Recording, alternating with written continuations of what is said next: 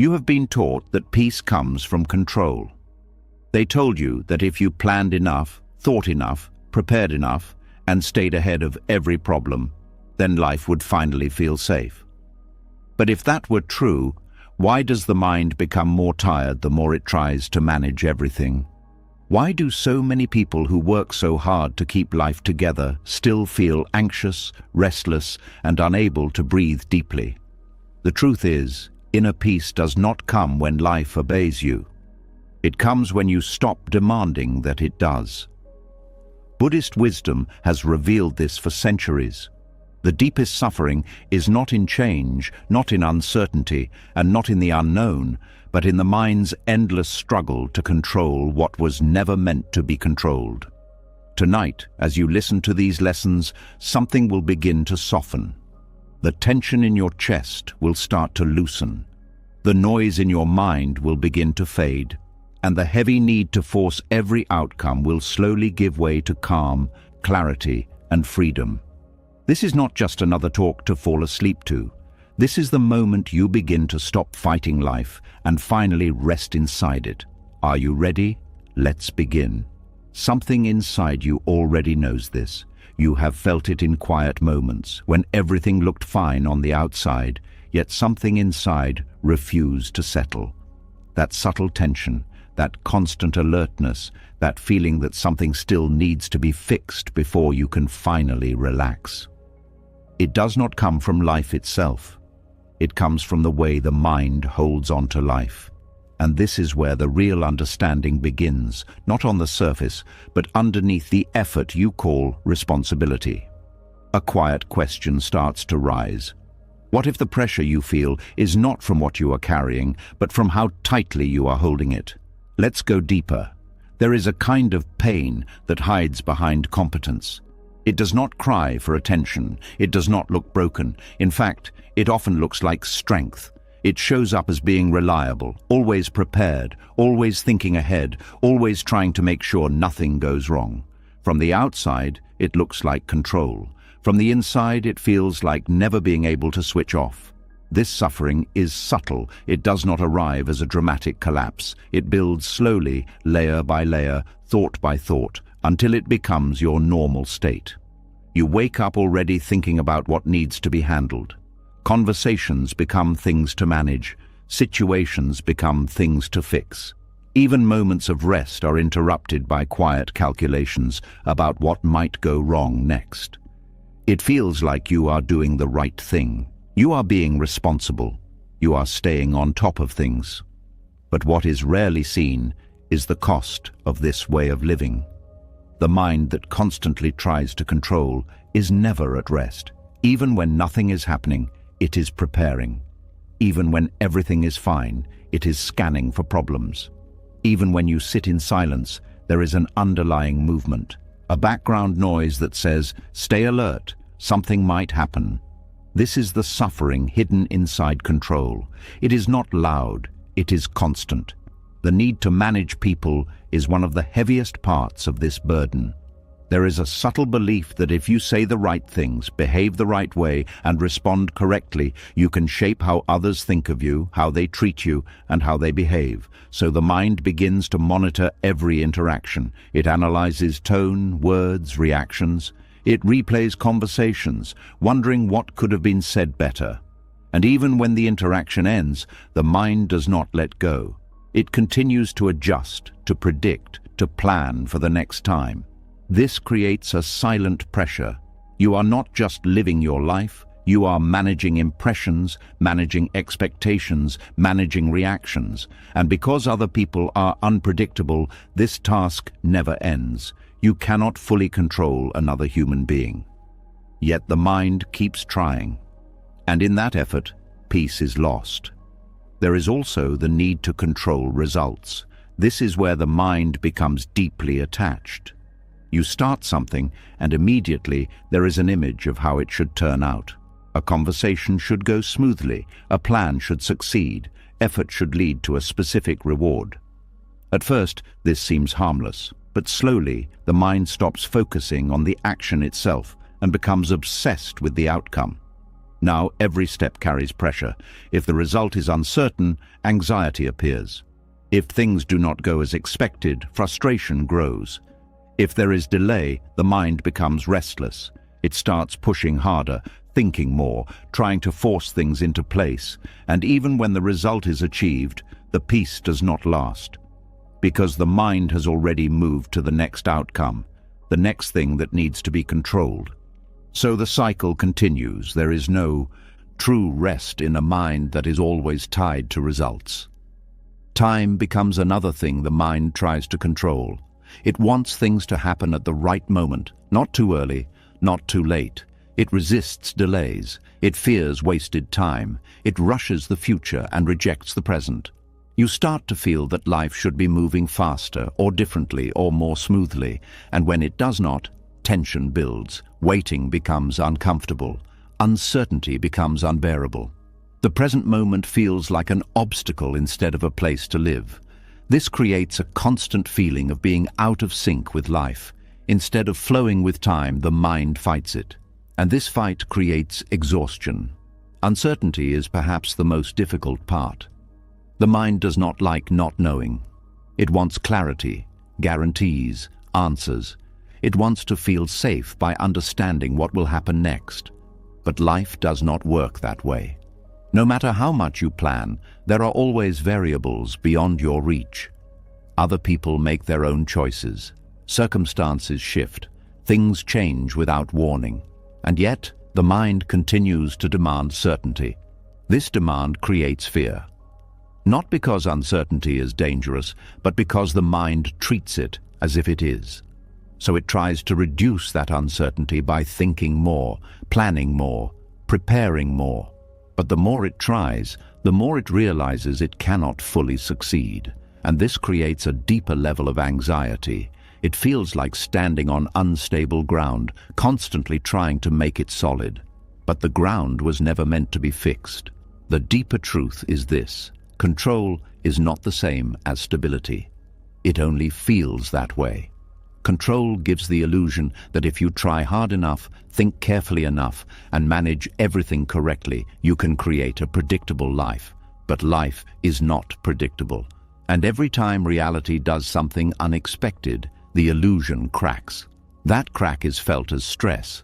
The more the mind tries to hold everything together, the more fragile everything feels, because the system depends on constant effort. The moment that effort weakens, everything seems like it might fall apart. So the mind becomes even more vigilant.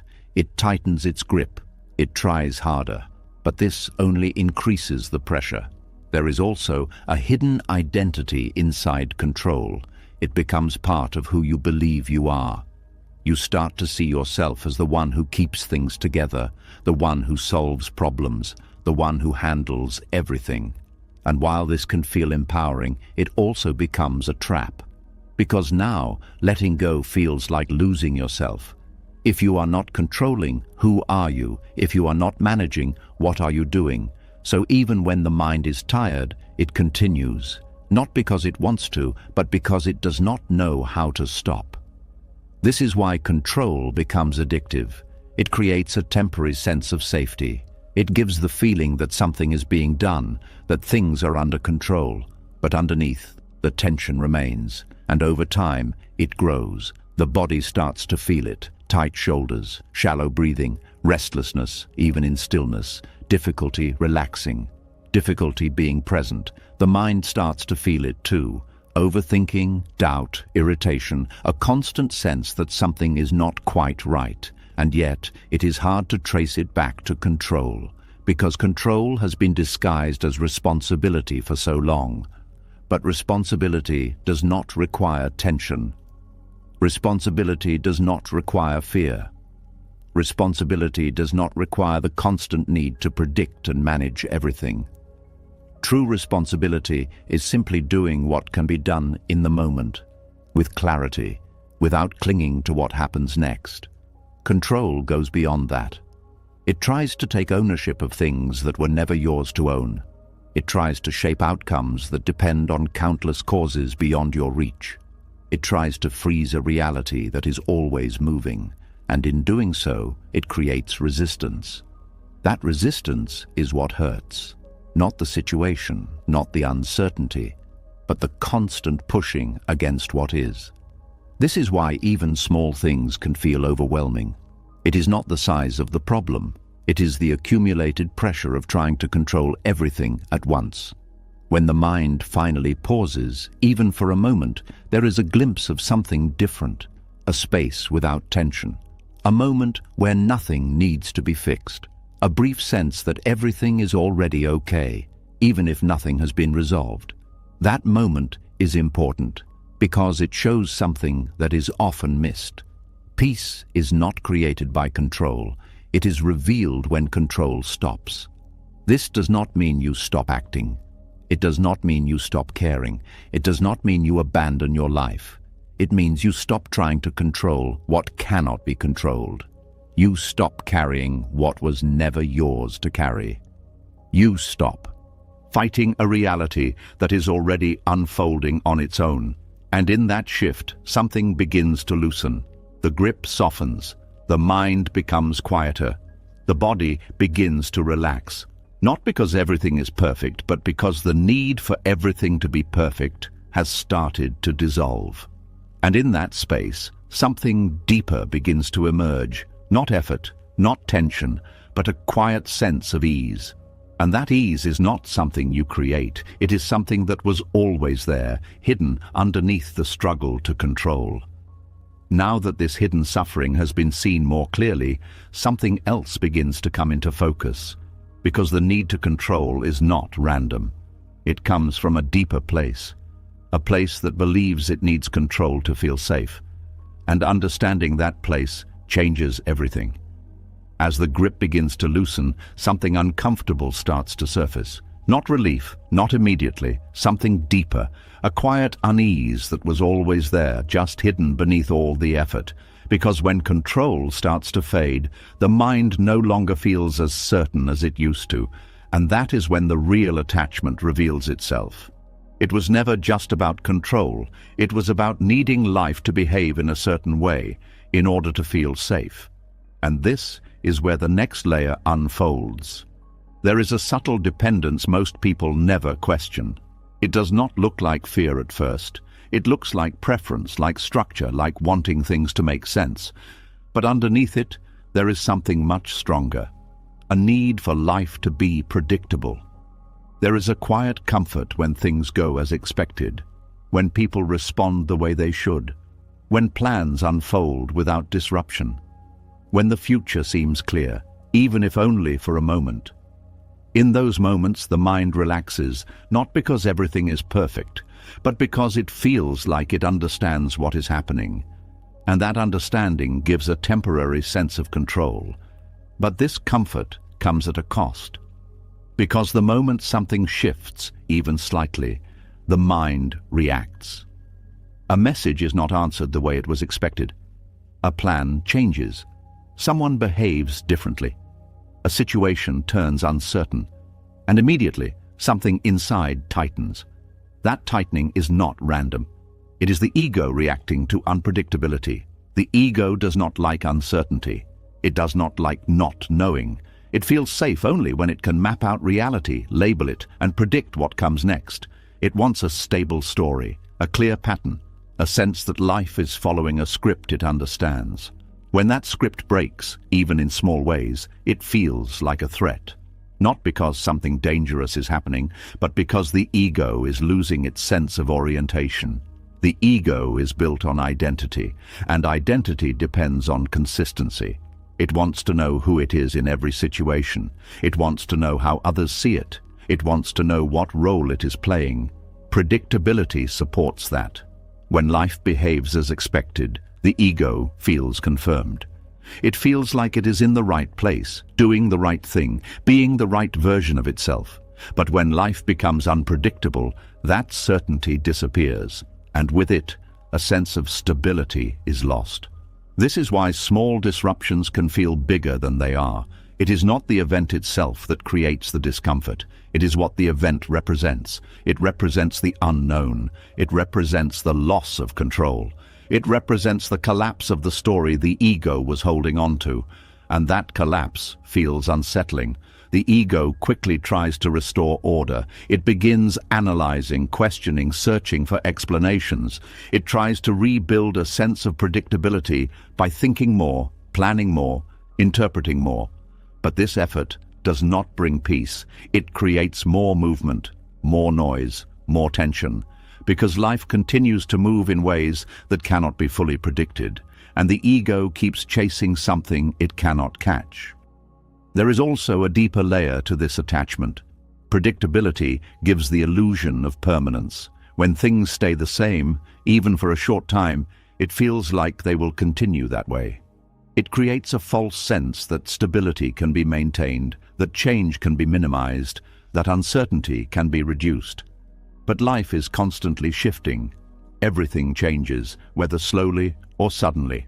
People evolve, circumstances shift, emotions rise and fall. Situations transform in ways no one can fully control, and the ego resists this. It tries to hold on to familiar patterns. It prefers repetition over change.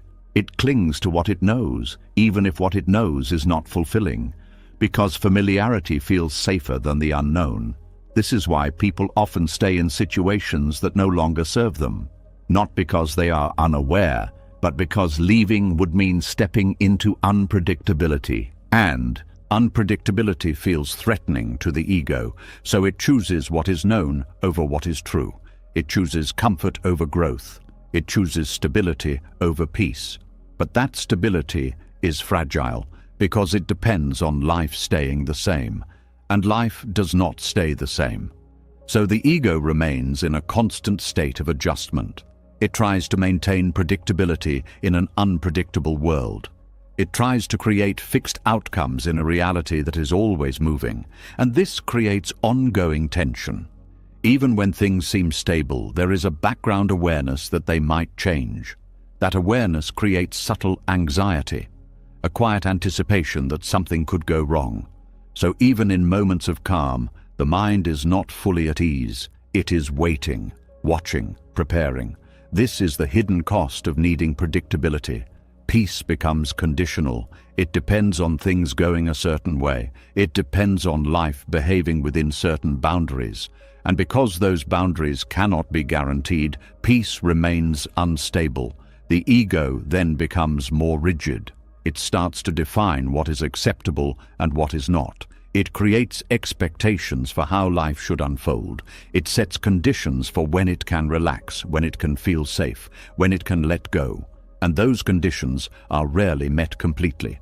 So the mind stays active, always adjusting, always comparing, always measuring reality against expectation. This creates a subtle but constant dissatisfaction. Because reality is never exactly as the ego wants it to be.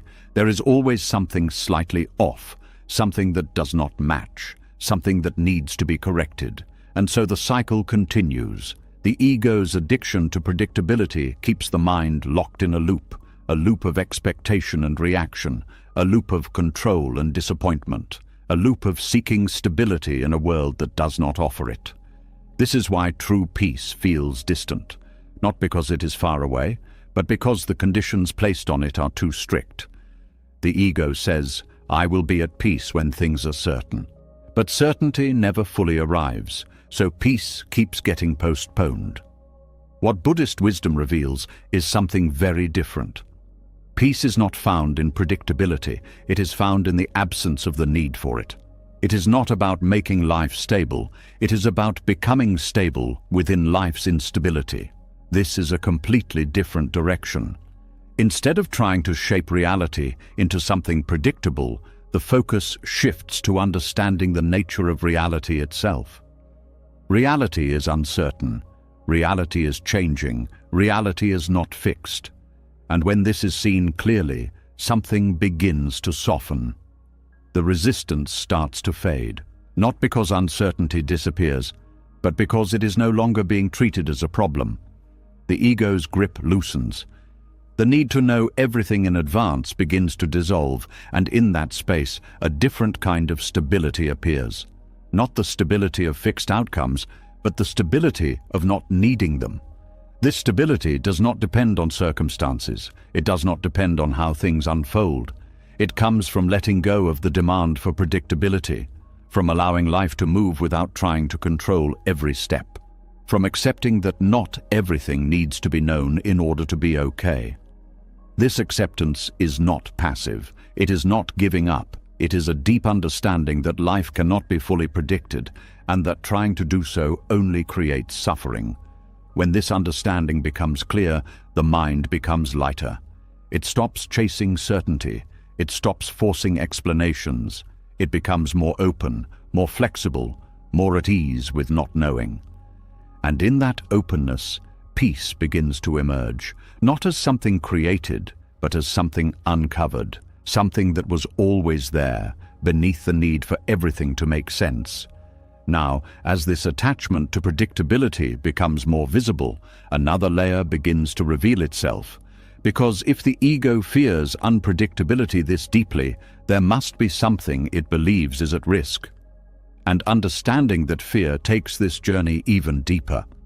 As the need for predictability begins to loosen, something deeper starts to show itself. It is no longer just about wanting life to go a certain way. There is a deeper reaction, something more instinctive, almost automatic. The moment things become unclear, the moment the future is not visible, something inside tightens again. Not because something has gone wrong, but because something feels threatened. And this is where the real question begins to unfold. What exactly feels at risk when nothing harmful is actually happening? Let's go deeper. There is a quiet discomfort that appears the moment certainty disappears. It does not need a real danger. It does not require a clear problem. All it needs is the absence of knowing, and suddenly the mind begins to react as if something is wrong. The body may still be safe. The environment may still be calm. Nothing dangerous may be taking place. Yet inside there is movement, a subtle unease, a tightening in the chest, a restless urge to figure things out. This reaction is not random. It is the mind interpreting uncertainty as a threat. But the question is, why? Why does not knowing feel so uncomfortable, even when there is no actual danger? Buddhist wisdom points to something very precise. The mind does not fear uncertainty because of what is happening outside. It fears it because of what it cannot maintain inside. The sense of a stable self. The ego depends on continuity. It builds a story about who you are, where you are going, and how life should unfold. This story creates a sense of identity. It gives structure. It gives direction. It gives the feeling that things are under control. But this story relies on knowing what comes next, knowing how things will turn out, knowing where you stand. Uncertainty disrupts that. It creates a gap in the story, and that gap feels like instability. When the mind cannot predict what will happen, it also cannot confirm the identity it is holding on to. It cannot maintain the same sense of self with the same level of certainty. So it reacts. It tries to fill the gap with thoughts. It searches for answers. It creates possibilities, often negative ones, because negative outcomes feel like something to prepare for. This is why uncertainty often leads to overthinking. Not because the mind wants to suffer, but because it is trying to restore a sense of control. It is trying to rebuild the story, but the more it thinks, the more it realizes it cannot fully know. And this creates more tension. The deeper issue is not uncertainty itself. It is the belief that uncertainty should not exist. The mind expects clarity. It expects stability. It expects to be able to map out reality in a way that feels solid. When that expectation is not met, it feels like something is wrong. But nothing is wrong. Life has always been uncertain. The future has never been guaranteed. Outcomes have never been fully predictable. The only difference is that sometimes the illusion of certainty is stronger and sometimes it is weaker. When the illusion weakens, the underlying truth becomes visible. And that truth feels uncomfortable because it challenges the idea of control. There is also a biological layer to this. The human mind is designed to detect threats. It evolved to look for danger, to anticipate problems, to prepare for the worst. This helped survival in environments where real threats were present. But in modern life, this system often misfires. It treats uncertainty as danger, even when there is no real threat. A delayed message becomes a sign of rejection. A change in plans becomes a sign of failure.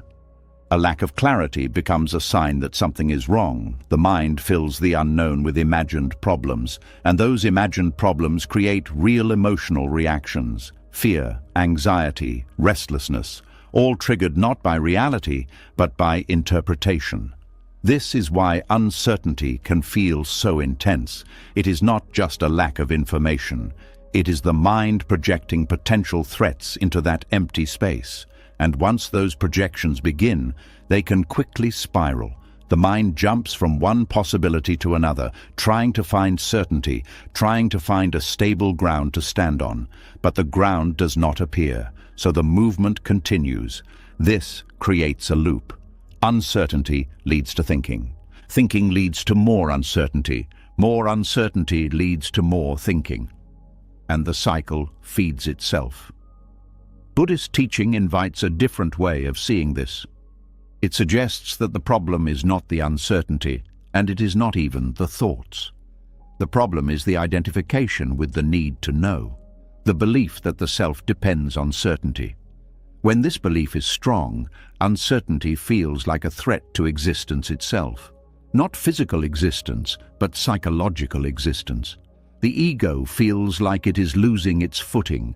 It feels like it cannot define itself clearly, and that lack of definition feels uncomfortable, so it resists. It tries to push uncertainty away. It tries to replace it with conclusions, even if those conclusions are not accurate.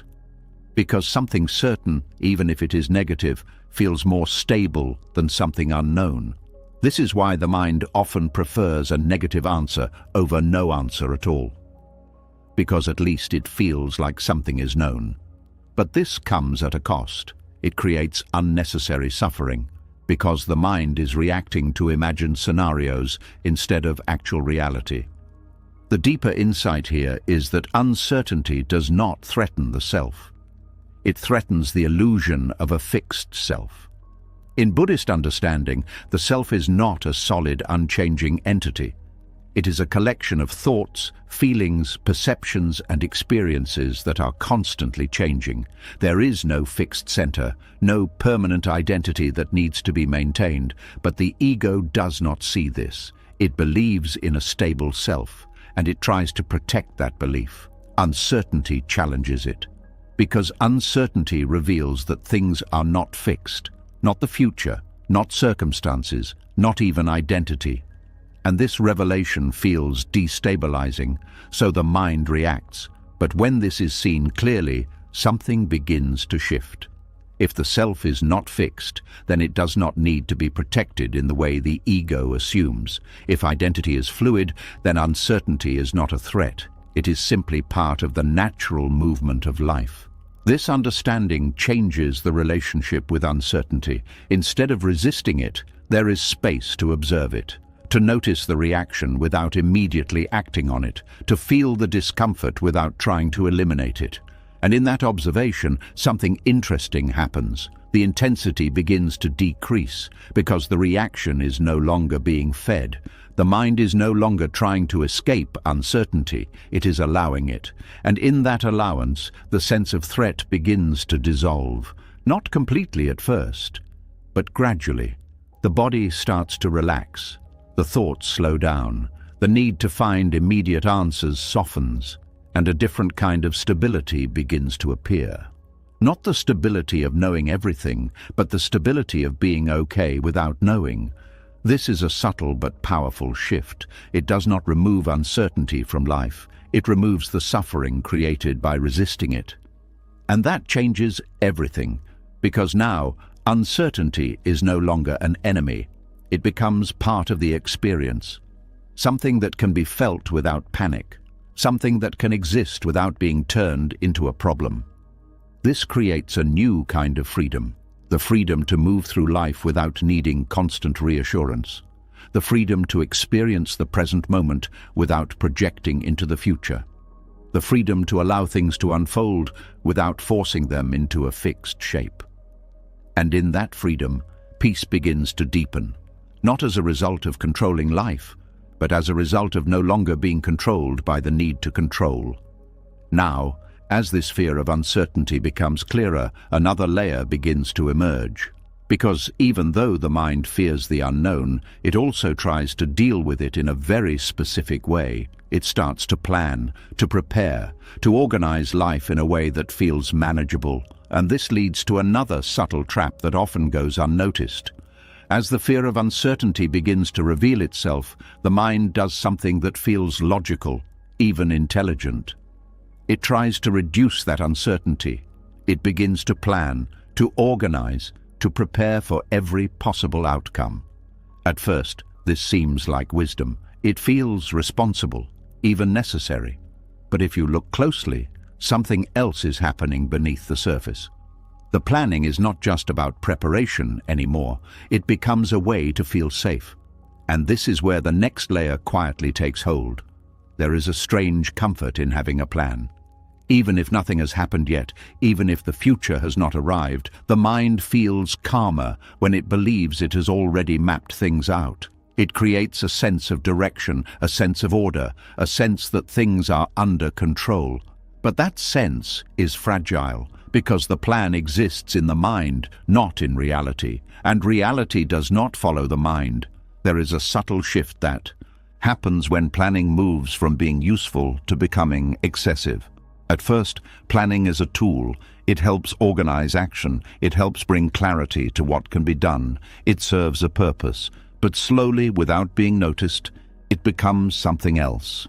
It becomes a shield.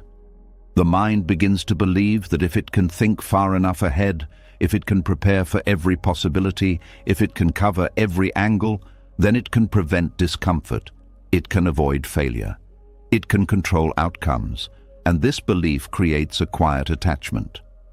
Now, planning is no longer about action. It is about protection. The mind starts to spend more time in the future than in the present.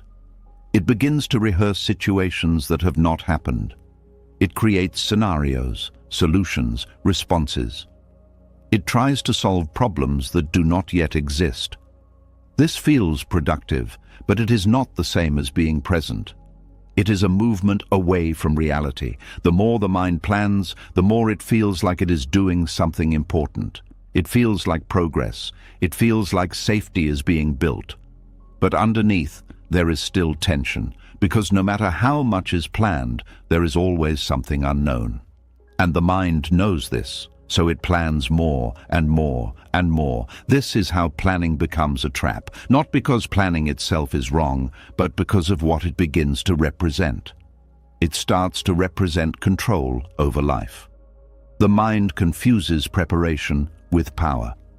It begins to believe that if it can plan well enough, it can shape reality into something predictable.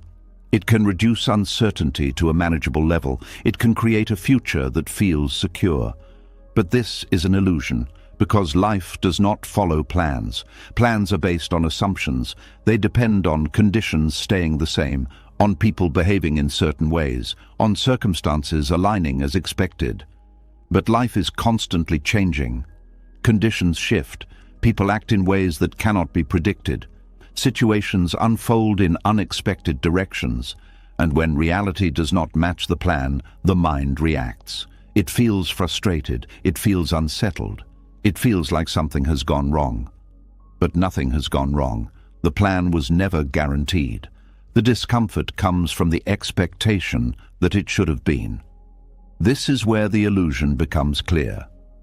Planning gives the feeling of control, but it does not provide actual control. It gives a temporary sense of certainty, but it cannot remove uncertainty. And when the mind depends on that sense of certainty, it becomes vulnerable. Because the moment the plan breaks, the sense of safety breaks with it. This creates a cycle. The mind plans to feel safe. The plan fails to provide lasting safety. the mind feels anxious again, so it plans even more, trying to fix the discomfort it created. This cycle can become endless. It can take over the way the mind operates. Even simple situations become complicated. Every decision requires analysis. Every possibility needs to be considered. Every outcome needs to be prepared for. This creates mental fatigue, because the mind is trying to do something it cannot fully do. It is trying to control the future. There is also a deeper issue. Over-planning disconnects you from the present moment. When the mind is always ahead, always thinking about what comes next, it loses contact with what is happening now, and the present moment is the only place where life is actually experienced. So even if everything is planned perfectly, even if the future unfolds in a favorable way, there is still a sense of something missing. Because the mind was never fully here, it was always somewhere else. Planning becomes a way of avoiding the present, not intentionally, but as a side effect. The mind feels more comfortable dealing with imagined futures than with the uncertainty of the current moment. So it stays there. But this creates a subtle emptiness, because life is not happening in those imagined futures. It is happening now, and when the mind is not here, it cannot fully experience it. This is why people often reach moments they have planned for and still feel unsatisfied. The outcome is there, but the presence was not. So the experience feels incomplete. There is also the emotional cost of over-planning. When the mind becomes attached to a plan, it becomes attached to a specific outcome. It starts to expect things to happen in a certain way, and when they do not, there is disappointment. Not because the situation is necessarily bad, but because it did not match the expectation. This creates unnecessary suffering, because the pain is not coming from reality. It is coming from the difference between reality and the plan. The more detailed the plan, the greater the attachment. And the greater the attachment, the stronger the reaction when things change. This makes the mind more rigid, less flexible, less able to adapt. Instead of responding to life as it unfolds, the mind tries to force life to match what was imagined. And this creates resistance. That resistance is felt as stress, as frustration, as a constant sense that things are not going the way they should. But life is not designed to follow a script. It is dynamic, it is unpredictable, it is constantly adjusting. And when the mind insists on fixed outcomes, it goes against that nature. This creates friction. Buddhist wisdom offers a different perspective. It does not reject planning. It does not suggest abandoning responsibility. It simply points out the difference between wise preparation and attachment to outcomes. Wise preparation is flexible. It is based on what can be done now without clinging to what must happen later. It allows for change. It accepts that things may unfold differently. It is rooted in the present. Controlling planning is rigid. It is based on needing the future to match expectations. It resists change. It creates pressure. It is rooted in fear. The difference is subtle but important. One creates clarity. The other creates tension. When this difference is understood, something shifts. Planning becomes lighter. It is no longer a way to control life. It becomes a way to support action without becoming attached to results. The mind starts to trust that it does not need to predict everything to be okay. It begins to accept that uncertainty is part of life, that not everything can be known in advance, and that this is not a problem. This acceptance brings relief, because the pressure to figure everything out begins to fade.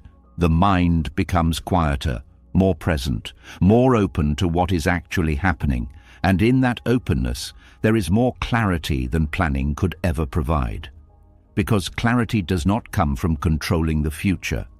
It comes from being fully aware in the present. When the mind is here, it can respond more naturally, more effectively, without the burden of trying to force outcomes. This creates a different kind of confidence, not the confidence that comes from having everything planned, but the confidence that comes from being able to handle whatever arises. This is real stability. Not dependent on plans, not dependent on certainty, but rooted in awareness. As this illusion of control through planning begins to dissolve, another pattern becomes visible, because even when planning fades, there is still something the mind holds on to very tightly, a deep attachment, not just to preparation, but to outcomes themselves. And this is where the next layer begins to reveal itself. As the illusion of control through planning begins to loosen, something deeper quietly comes into view. Even when the plans are dropped, even when the mind tries to stay present, there is still a pull, a subtle but powerful force that keeps the mind tied to the future. It is not the plan anymore, it is the result. And this is where the next layer reveals itself. There is a quiet tension that appears the moment the heart says, "This must happen." It does not shout, it does not always feel urgent, but it sits there beneath the surface, shaping how you feel, how you think, and how you experience every moment. It is the craving for a specific outcome. It begins very subtly. You take an action, and along with that action comes an expectation, a picture of how things should turn out, a desired result that feels important, sometimes even necessary. At first it feels natural. It feels like direction, like purpose. But slowly, without being noticed, something changes. The action is no longer enough. Now the result becomes everything, and this is where attachment is born. The mind starts to link its sense of peace to whether that outcome happens or not. It begins to say, without saying it directly, "I will feel okay when this works out. I will relax when this goes my way. I will be at ease when this result appears." And just like that, peace is moved into the future. It is no longer here, it is waiting. This creates a silent dependency. Now, every moment leading up to that outcome carries pressure. There is a constant evaluation. Is it working? Is it getting closer? Is it going in the right direction? And if the answer is unclear, the mind becomes restless. If things seem to be going well, there is temporary relief. But even that relief is unstable because it depends on the outcome continuing to move in the desired direction. So the mind watches closely. It holds on. It does not relax. This is the hidden nature of craving. It does not always feel like desire. Sometimes it feels like hope. Sometimes it feels like motivation. Sometimes it feels like commitment. But underneath all of it, there is attachment. An emotional dependence on something that has not yet happened. And this dependence creates tension, because the outcome is not in your control.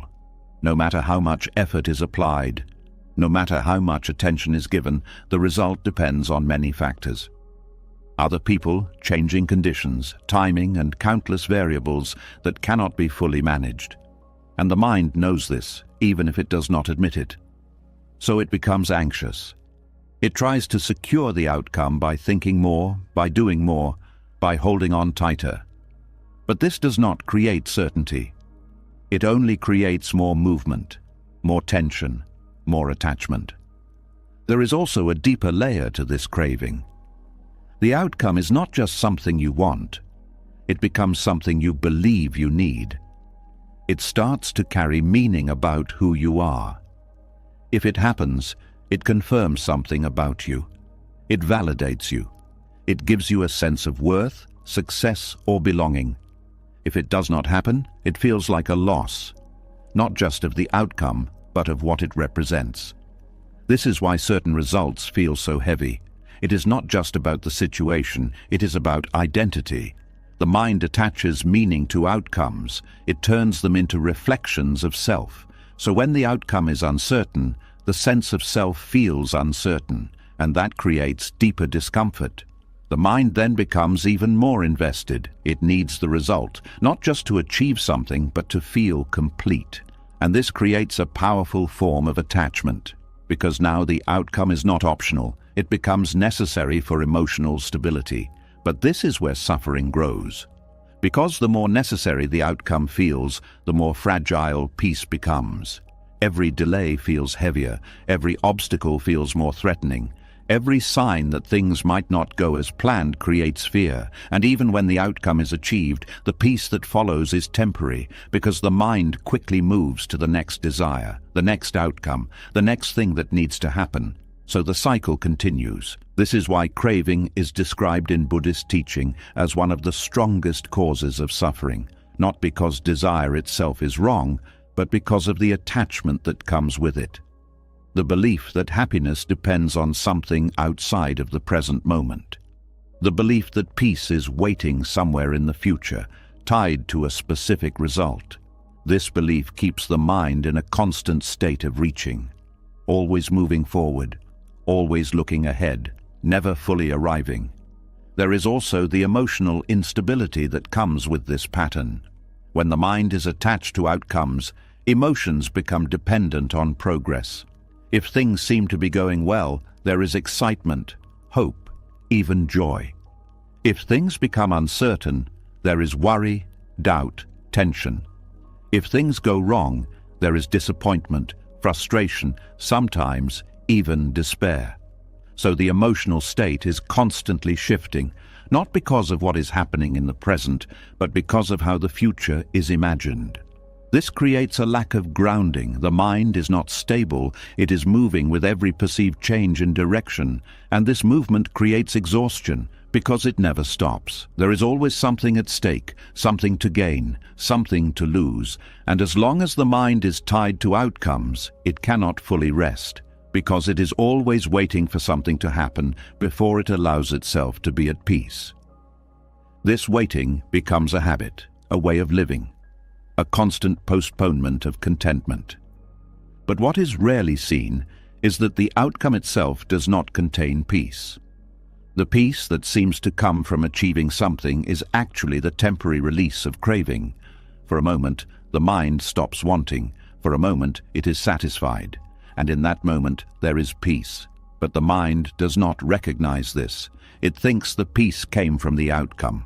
So it starts chasing the next one, not realizing that it is chasing the same temporary release over and over again.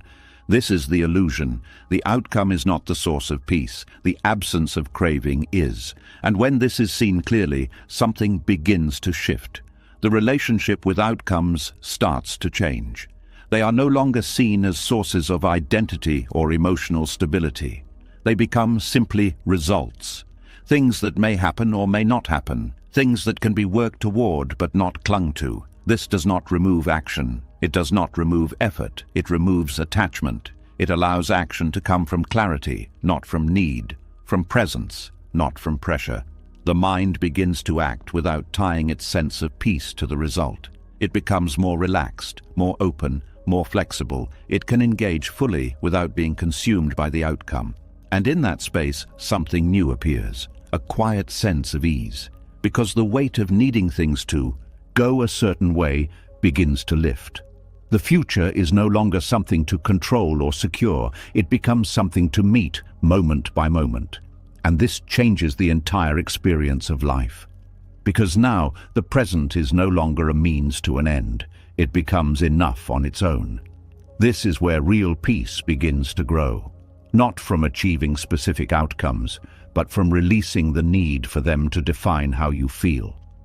And as this attachment to outcomes becomes clearer, something even deeper begins to reveal itself. Because underneath the craving, there is something else, something that gives it its intensity, a deeper force that drives the need to control, to plan, and to attach.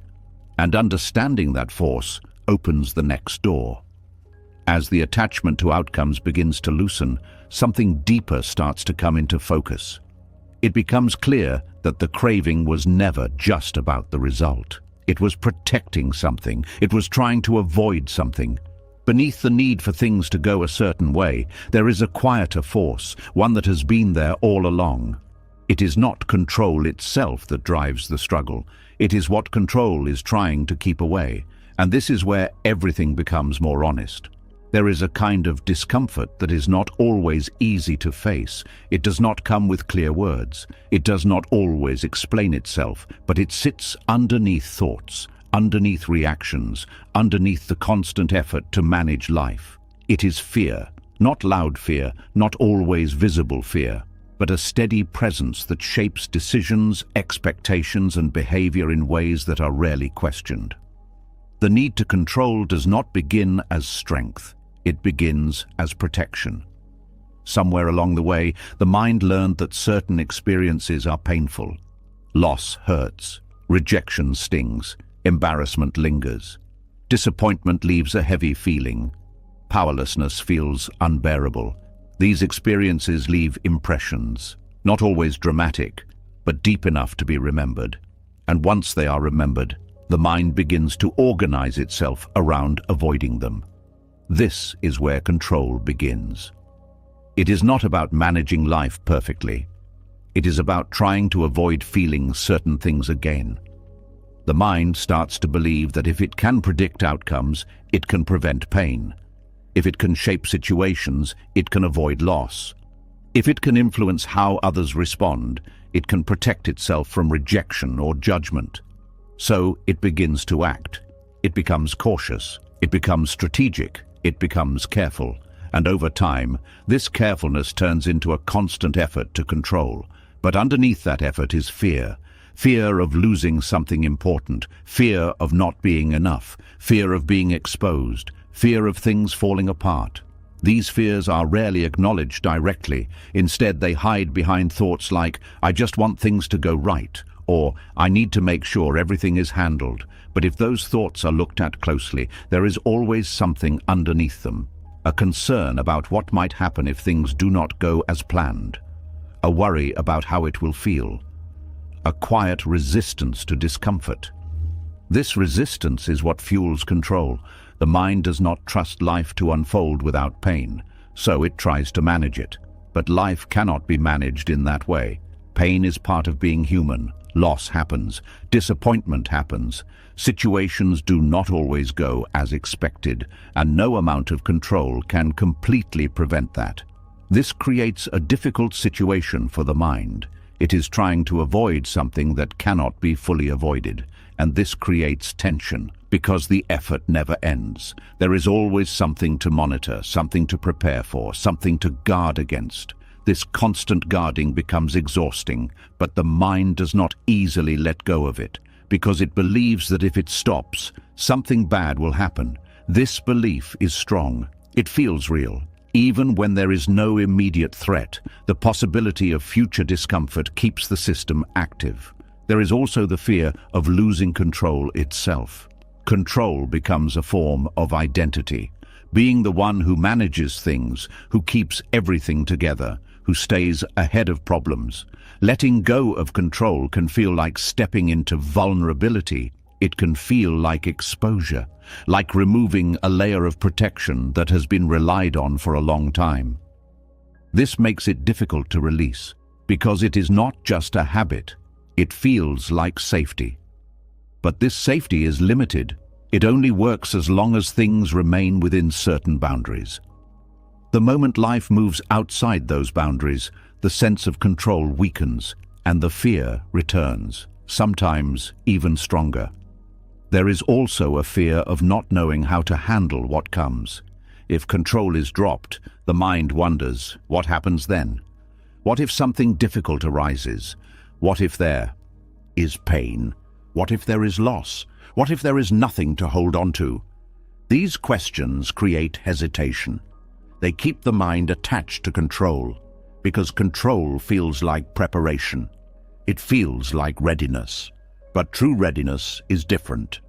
It does not come from trying to avoid every possible outcome. It comes from the ability to face whatever arises without collapsing. This is where Buddhist understanding brings clarity. It does not suggest eliminating fear completely. It does not suggest becoming indifferent to life. It suggests seeing fear clearly, understanding it, noticing how it shapes behavior, and recognizing that control is often just a response to that fear. When fear is seen directly, without immediately reacting to it, something begins to change. The mind starts to realize that fear is not always a signal of danger. Sometimes it is just a memory, a pattern, a learned response. And when it is not fed, it begins to lose its intensity. This does not happen instantly, but gradually. The mind becomes more willing to stay with discomfort instead of trying to escape it. It begins to trust that feelings can be experienced without needing to control everything around them. This creates a different kind of strength, not the strength of holding everything together, but the strength of being able to remain present, even when things are uncertain, even when things are uncomfortable, even when things do not go as planned. This presence changes the relationship with fear. Fear is no longer something that needs to be eliminated. It becomes something that can be observed, felt, allowed, without being turned into action, without being turned into control. And in that space, something unexpected happens.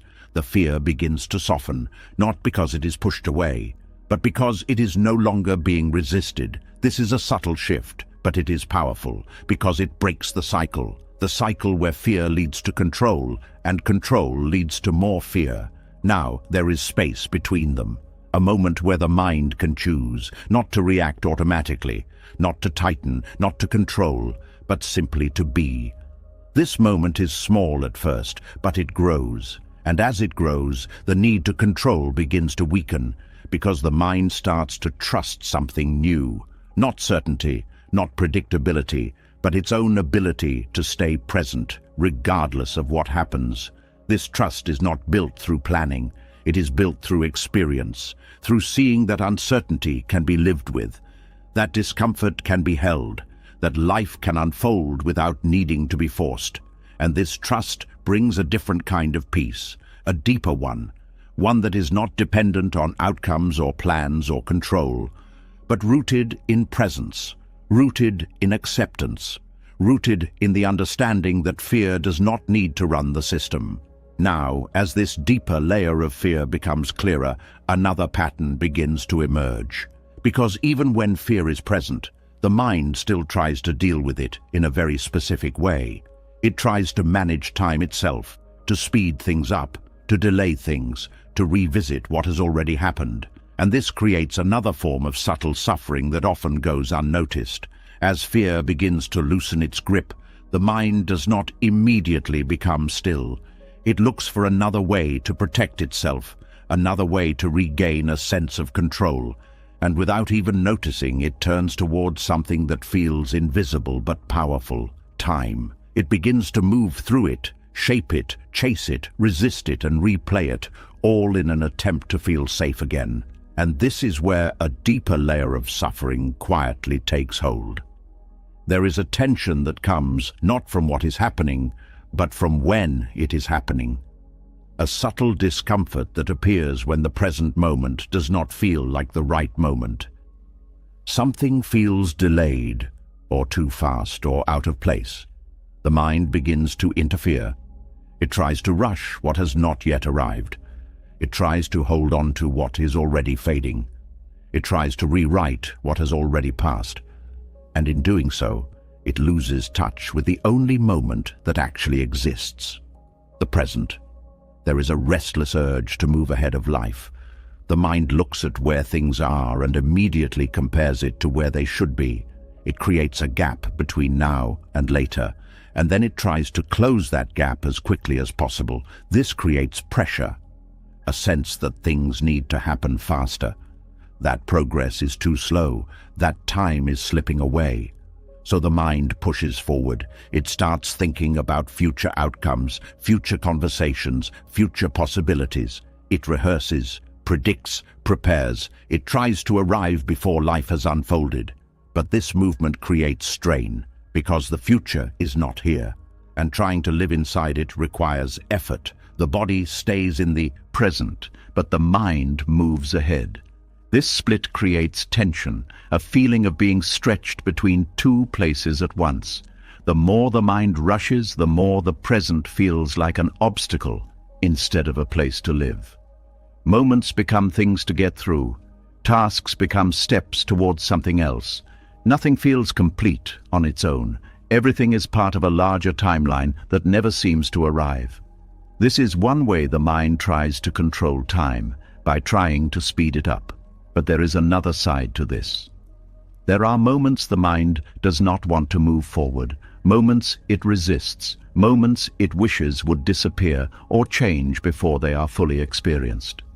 Uncomfortable feelings, uncertain situations, difficult conversations. In these moments, the mind pushes back. It becomes tense. It tries to escape. It wants the moment to pass quickly, to be replaced by something easier, something more comfortable. This creates resistance, a feeling of being stuck, not because time has stopped, but because the mind is fighting what is happening. This fight creates suffering, because the moment continues regardless of resistance. The more the mind pushes against it, the heavier it feels. This is the second way the mind tries to control time, by trying to avoid the present. There is also a third movement. The mind goes backward. It returns to what has already happened. It replays conversations, decisions, actions. It analyzes them, questions them, tries to understand what could have been different. It creates alternate versions of the past, better responses, better outcomes, better choices. This feels like reflection, but often it becomes something else. It becomes an attempt to change what cannot be changed. This creates a different kind of tension, a feeling of being trapped in something that has already ended. The body is here, but the mind is somewhere else, trying to fix what is no longer real. This replaying can be subtle, a thought here, a memory there, but it can also become intense, a loop that repeats again and again, each time bringing the same emotions: regret, frustration, guilt.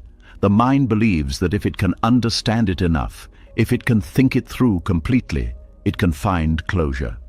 But thinking does not change the past. It only keeps it active. This is the third way the mind tries to control time, by trying to reshape what has already happened. All three movements share something in common. They move away from the present. They create a sense that peace exists somewhere else, in the future, in a different version of now, in a corrected version of the past. But peace does not exist in those places, because those places are not real. They are mental constructions. The mind spends energy trying to control time because it believes time holds the answer.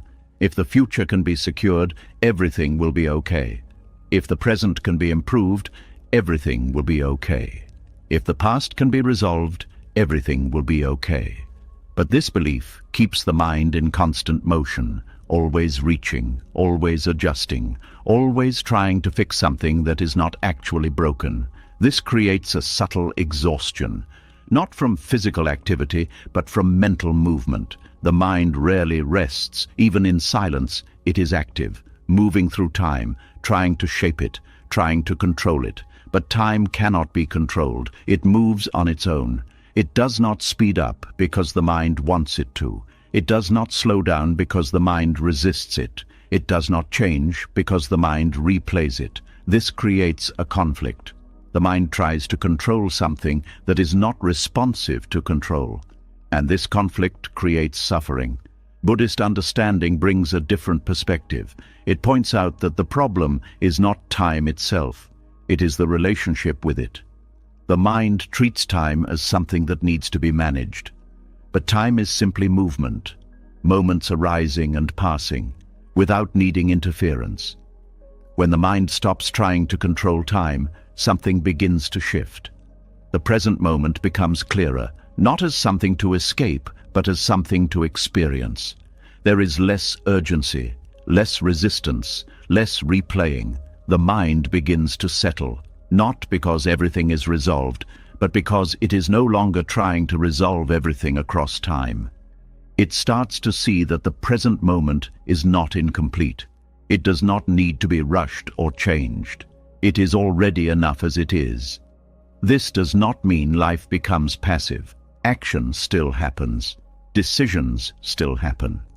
But they arise from presence, not from pressure, from clarity, not from fear. This creates a different experience of time. It feels more spacious, less compressed. Moments are no longer just steps towards something else. They become complete in themselves. There is less need to get somewhere, less need to fix something, less need to go back. And in that space, the mind begins to rest. Not because time has changed, but because the need to control it has softened. This rest is subtle, but it is real. It is not dependent on how fast things move or how slow. It is not dependent on what has happened or what will happen. It is simply the absence of resistance. And in that absence, peace begins to deepen, not as something created, but as something uncovered, something that was always present, hidden beneath the movement of the mind through time. Now, as this relationship with time becomes clearer, another insight begins to emerge. Because if the mind cannot control time, and cannot control outcomes, and cannot control uncertainty, then something deeper must be shaping how life unfolds. Something beyond individual effort, something beyond personal will. And understanding that begins to shift the entire perspective. As the struggle with time begins to soften, a deeper realization starts to rise. The mind slowly sees that it cannot control the past, cannot rush the future, and cannot fully shape the present. And yet, life continues to move, events continue to unfold, and outcomes continue to arise. This brings a quiet but powerful question. If everything is happening but not fully under personal control, then what is actually guiding the way life unfolds? And this is where a deeper truth begins to reveal itself. There is a hidden complexity behind every moment that is rarely seen. Life does not move in straight lines. It does not follow a single intention, a single plan, or a single effort. Every event, every situation, every outcome is the result of countless influences coming together at once. These influences are not always visible. Some are close, some are far. Some are recent, some are rooted deep in the past. They move silently, shaping reality in ways the mind cannot fully track. This is what Buddhist wisdom calls causes and conditions. Nothing happens on its own. Nothing exists independently. Every moment is the result of many things coming together. A conversation is not just words, it is mood, timing, past experiences, expectations, environment, and unseen emotional currents. A decision is not just choice. It is influenced by memory, belief, fear, desire, and countless subtle forces that are not always recognized. Even something as simple as how you feel in a moment is not created by one cause. It is shaped by sleep, food, thoughts, interactions, memories, and conditions you may not even be aware of. Life is not a straight path, it is a web, and every thread in that web is connected to others. When this is not understood, the mind takes things personally. It believes that everything that happens is a direct result of its own actions or its own control. If something goes well, it feels responsible. If something goes wrong, it feels at fault. This creates pressure because it assumes that life should be manageable, that with enough effort, enough awareness, enough control, everything can be directed in a certain way. But when causes and conditions are seen clearly, this belief begins to soften because it becomes clear that no single person is in control of the entire web. There are too many factors, too many influences, too many moving parts. This does not mean that your actions do not matter. They do, but they are part of a much larger system. They are one influence among many, and this changes the way responsibility is experienced. It becomes lighter, more realistic, less burdened by the need to control everything. There is also a deeper sense of humility that begins to arise, not as a forced attitude, but as a natural understanding, because it becomes clear that life is not centered around one perspective, one will, or one intention. Everything is interconnected.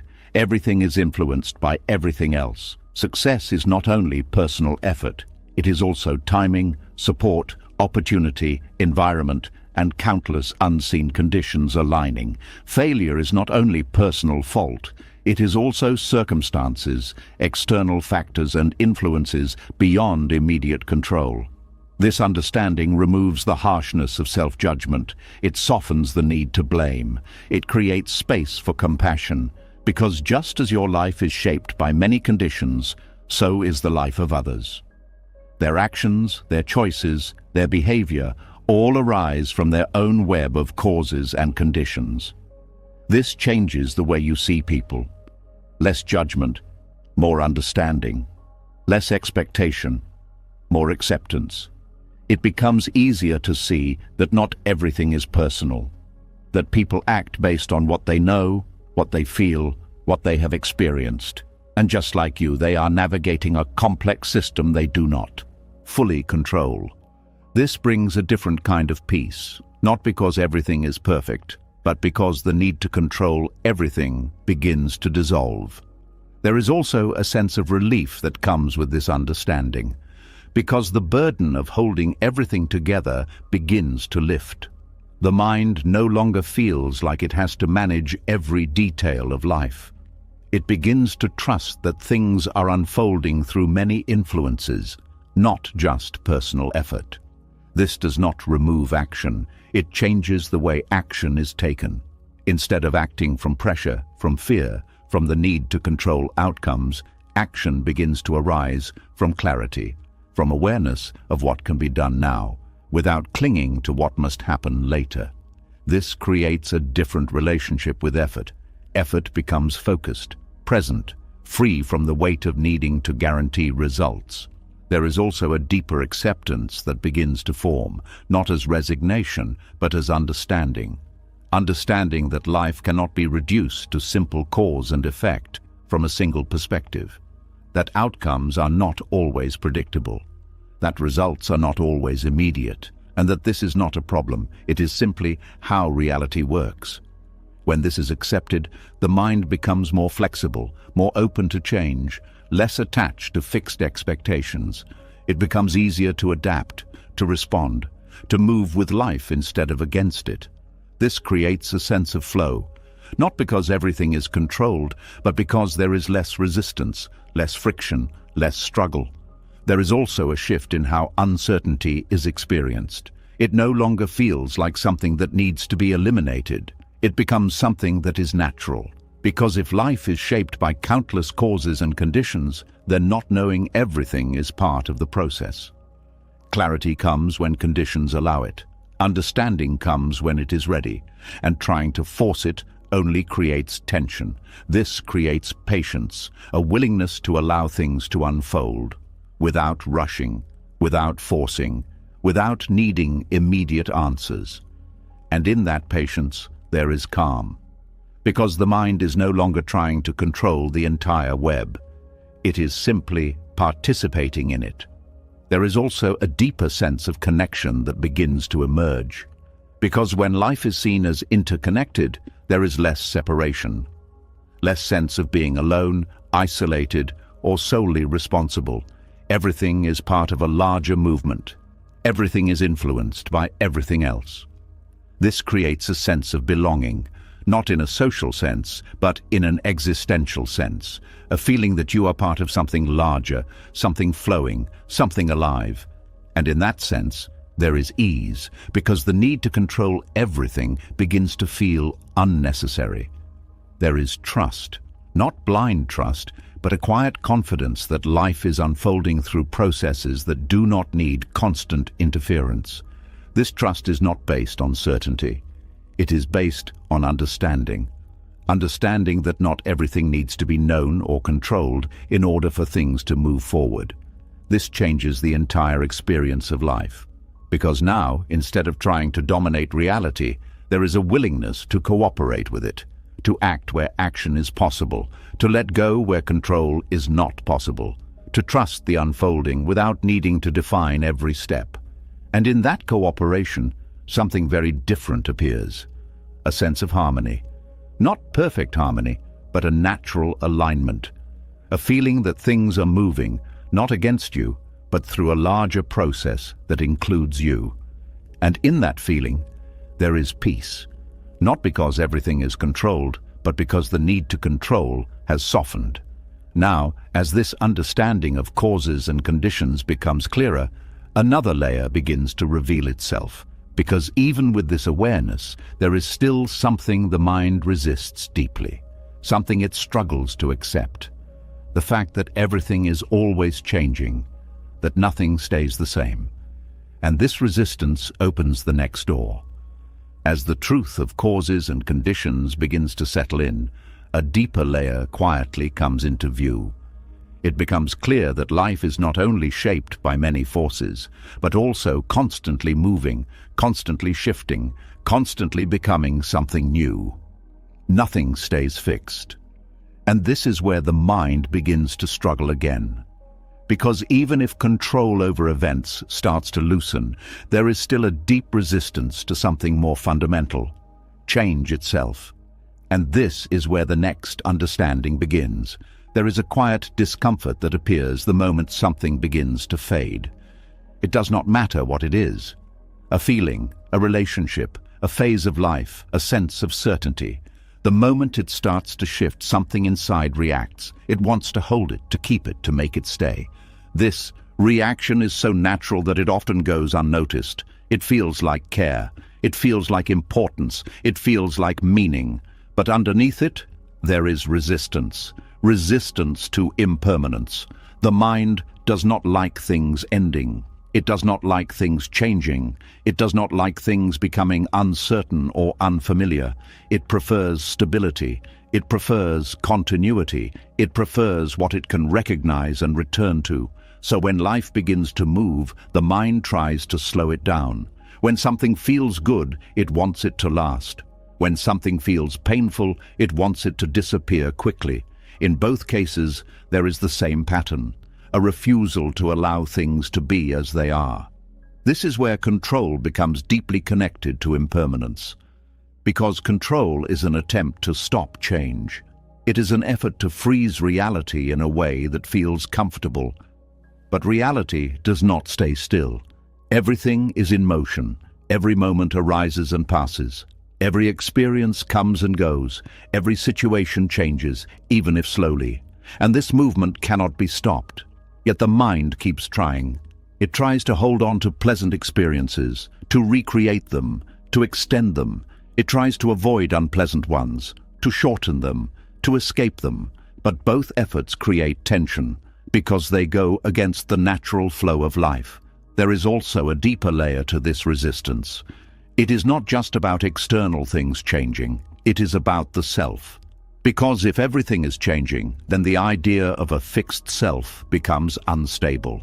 The identity the mind holds onto, the sense of who you are, is also subject to change. Thoughts change, feelings change, beliefs change. Even the sense of identity shifts over time. This creates discomfort, because the ego wants something solid, something stable, something that does not move. So it creates a story, a sense of continuity, a belief that there is a fixed me that remains the same, and then it tries to protect that story. But impermanence challenges it. It shows that everything is fluid, that nothing stays exactly the same. And this feels threatening, so the mind resists. It tries to define itself more clearly, to hold on to certain traits, roles, identities, to reinforce a sense of stability. But this effort creates tension, because the reality underneath is always changing. This is why control becomes stronger in moments of transition. When something is ending, when something new is beginning, when life shifts in ways that are not predictable. These moments highlight impermanence, and the mind reacts by trying to regain stability.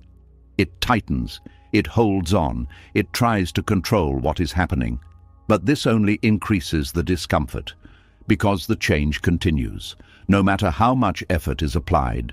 This creates a sense of struggle, a feeling of being out of sync with life, of trying to move in one direction while life moves in another. And this creates suffering, not because change is painful by itself, but because of the resistance to it. There is also a subtle sadness that comes from this resistance, a sense of loss, even before something has fully ended, because the mind anticipates the change. It sees that something will not last, and it reacts by trying to hold on to it more tightly. But this tightness creates its own discomfort. It prevents full enjoyment, because there is always a background awareness that it might end. So instead of fully experiencing the moment, the mind is partially focused on preserving it. This splits the experience. It creates distance, and that distance reduces the depth of the moment. This is one of the quiet costs of resisting impermanence. It takes away the fullness of what is here. Because the mind is not fully present, it is partly attached to keeping things the same. There is also the fear of what comes after change. If something ends, what will replace it? If a situation shifts, what will happen next? If an identity changes, who will you be? These questions create uncertainty, and uncertainty brings the mind back to fear. So it tries to avoid the change altogether. It tries to maintain the current state, even if that state is not ideal, because at least it is known. This creates stagnation, a resistance to growth, a hesitation to move forward, because movement means change, and change feels uncomfortable. But life continues to move anyway, so the mind becomes caught between holding on and being pulled forward, and this creates tension. The deeper understanding in Buddhist teaching is that impermanence is not a problem. It is the nature of reality. Everything that arises will pass. Everything that exists will change. Everything that is experienced will shift. This is not something to be fixed. It is something to be understood. When this is seen clearly, the relationship with change begins to shift. Instead of resisting it, there is a willingness to observe it, to allow it, to move with it. This does not mean liking every change. It does not mean being indifferent. It means not fighting the fact that change is happening. This reduces tension because the mind is no longer pushing against reality. It is aligning with it. There is also a different kind of appreciation that begins to appear. Because when impermanence is accepted, moments are seen differently. They are not expected to last forever. They are recognized as temporary. And this recognition creates a sense of value, a deeper presence, a willingness to experience fully without needing to hold on. This creates richness because the moment is no longer seen as something to keep, but something to experience. And this changes everything because the fear of losing it decreases and the ability to be with it increases. There is also a sense of release because the pressure to maintain everything begins to fade. The mind no longer feels responsible for keeping things the same. It no longer feels the need to control every change. It begins to trust the flow, not blindly, but with understanding. Understanding that change is not something that needs to be managed. It is something that is already happening. And allowing it does not create loss. It creates freedom. Freedom from the constant effort to hold things together. Freedom from the fear of things falling apart. Freedom from the illusion that stability must be forced. This freedom brings a quiet peace, not dependent on things staying the same, but grounded in the ability to move with change, to adapt, to respond without losing balance. And in that balance, there is calm. Now, as this resistance to impermanence becomes clearer, another pattern begins to reveal itself.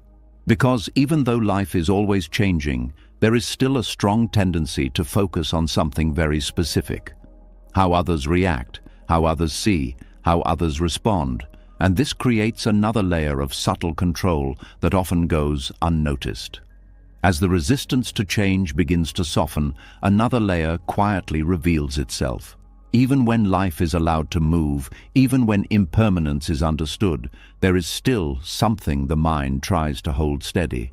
Not situations, not time, but people. Because no matter how much changes are accepted, there remains a deep pull to control something more personal. How others see you, how they respond to you, how they feel about you. And this is where a different kind of exhaustion begins. There is a quiet pressure that comes from wanting to be seen in a certain way. It does not always show itself clearly, but it shapes behavior, words, and even silence. It appears in small adjustments, in careful choices, in the subtle filtering of what is said and what is held back. This pressure does not come from others alone. It comes from the need to manage their reactions. There is a belief that if you act correctly, speak correctly, present yourself in the right way, you can influence how people perceive you. You can avoid judgment. You can maintain approval. You can protect relationships. At first, this seems reasonable. It feels like social awareness. It feels like emotional intelligence. But over time, something begins to change. The awareness turns into vigilance. The flexibility turns into calculation, and the connection with others becomes something to manage rather than something to experience. This is where the exhaustion begins, because people are not fixed. Their thoughts shift, Their emotions change. Their reactions are influenced by their own causes and conditions, their own experiences, their own inner world. And none of that is fully visible. So trying to control how they respond becomes an endless task. There is always something unknown, something unpredictable, something that cannot be fully managed. And yet, the mind keeps trying. It analyzes expressions. It reads between the lines. It replays conversations, looking for signs. Did that come out wrong? Did they misunderstand? Do they see me differently now? These questions repeat quietly, creating a background noise that rarely stops. Even when the interaction is over, the mind continues. It revisits moments. It adjusts them. It imagines better versions, better words, better timing, all in an attempt to shape how the interaction is remembered.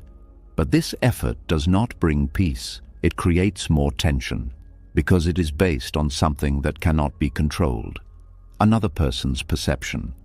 There is also a deeper layer to this pattern, the need to be accepted, to be liked, to be understood. These needs are natural, but when they become tied to control, they create pressure, because now every interaction carries weight. It is no longer just a moment. It becomes a test, a chance to succeed or fail in how you are perceived.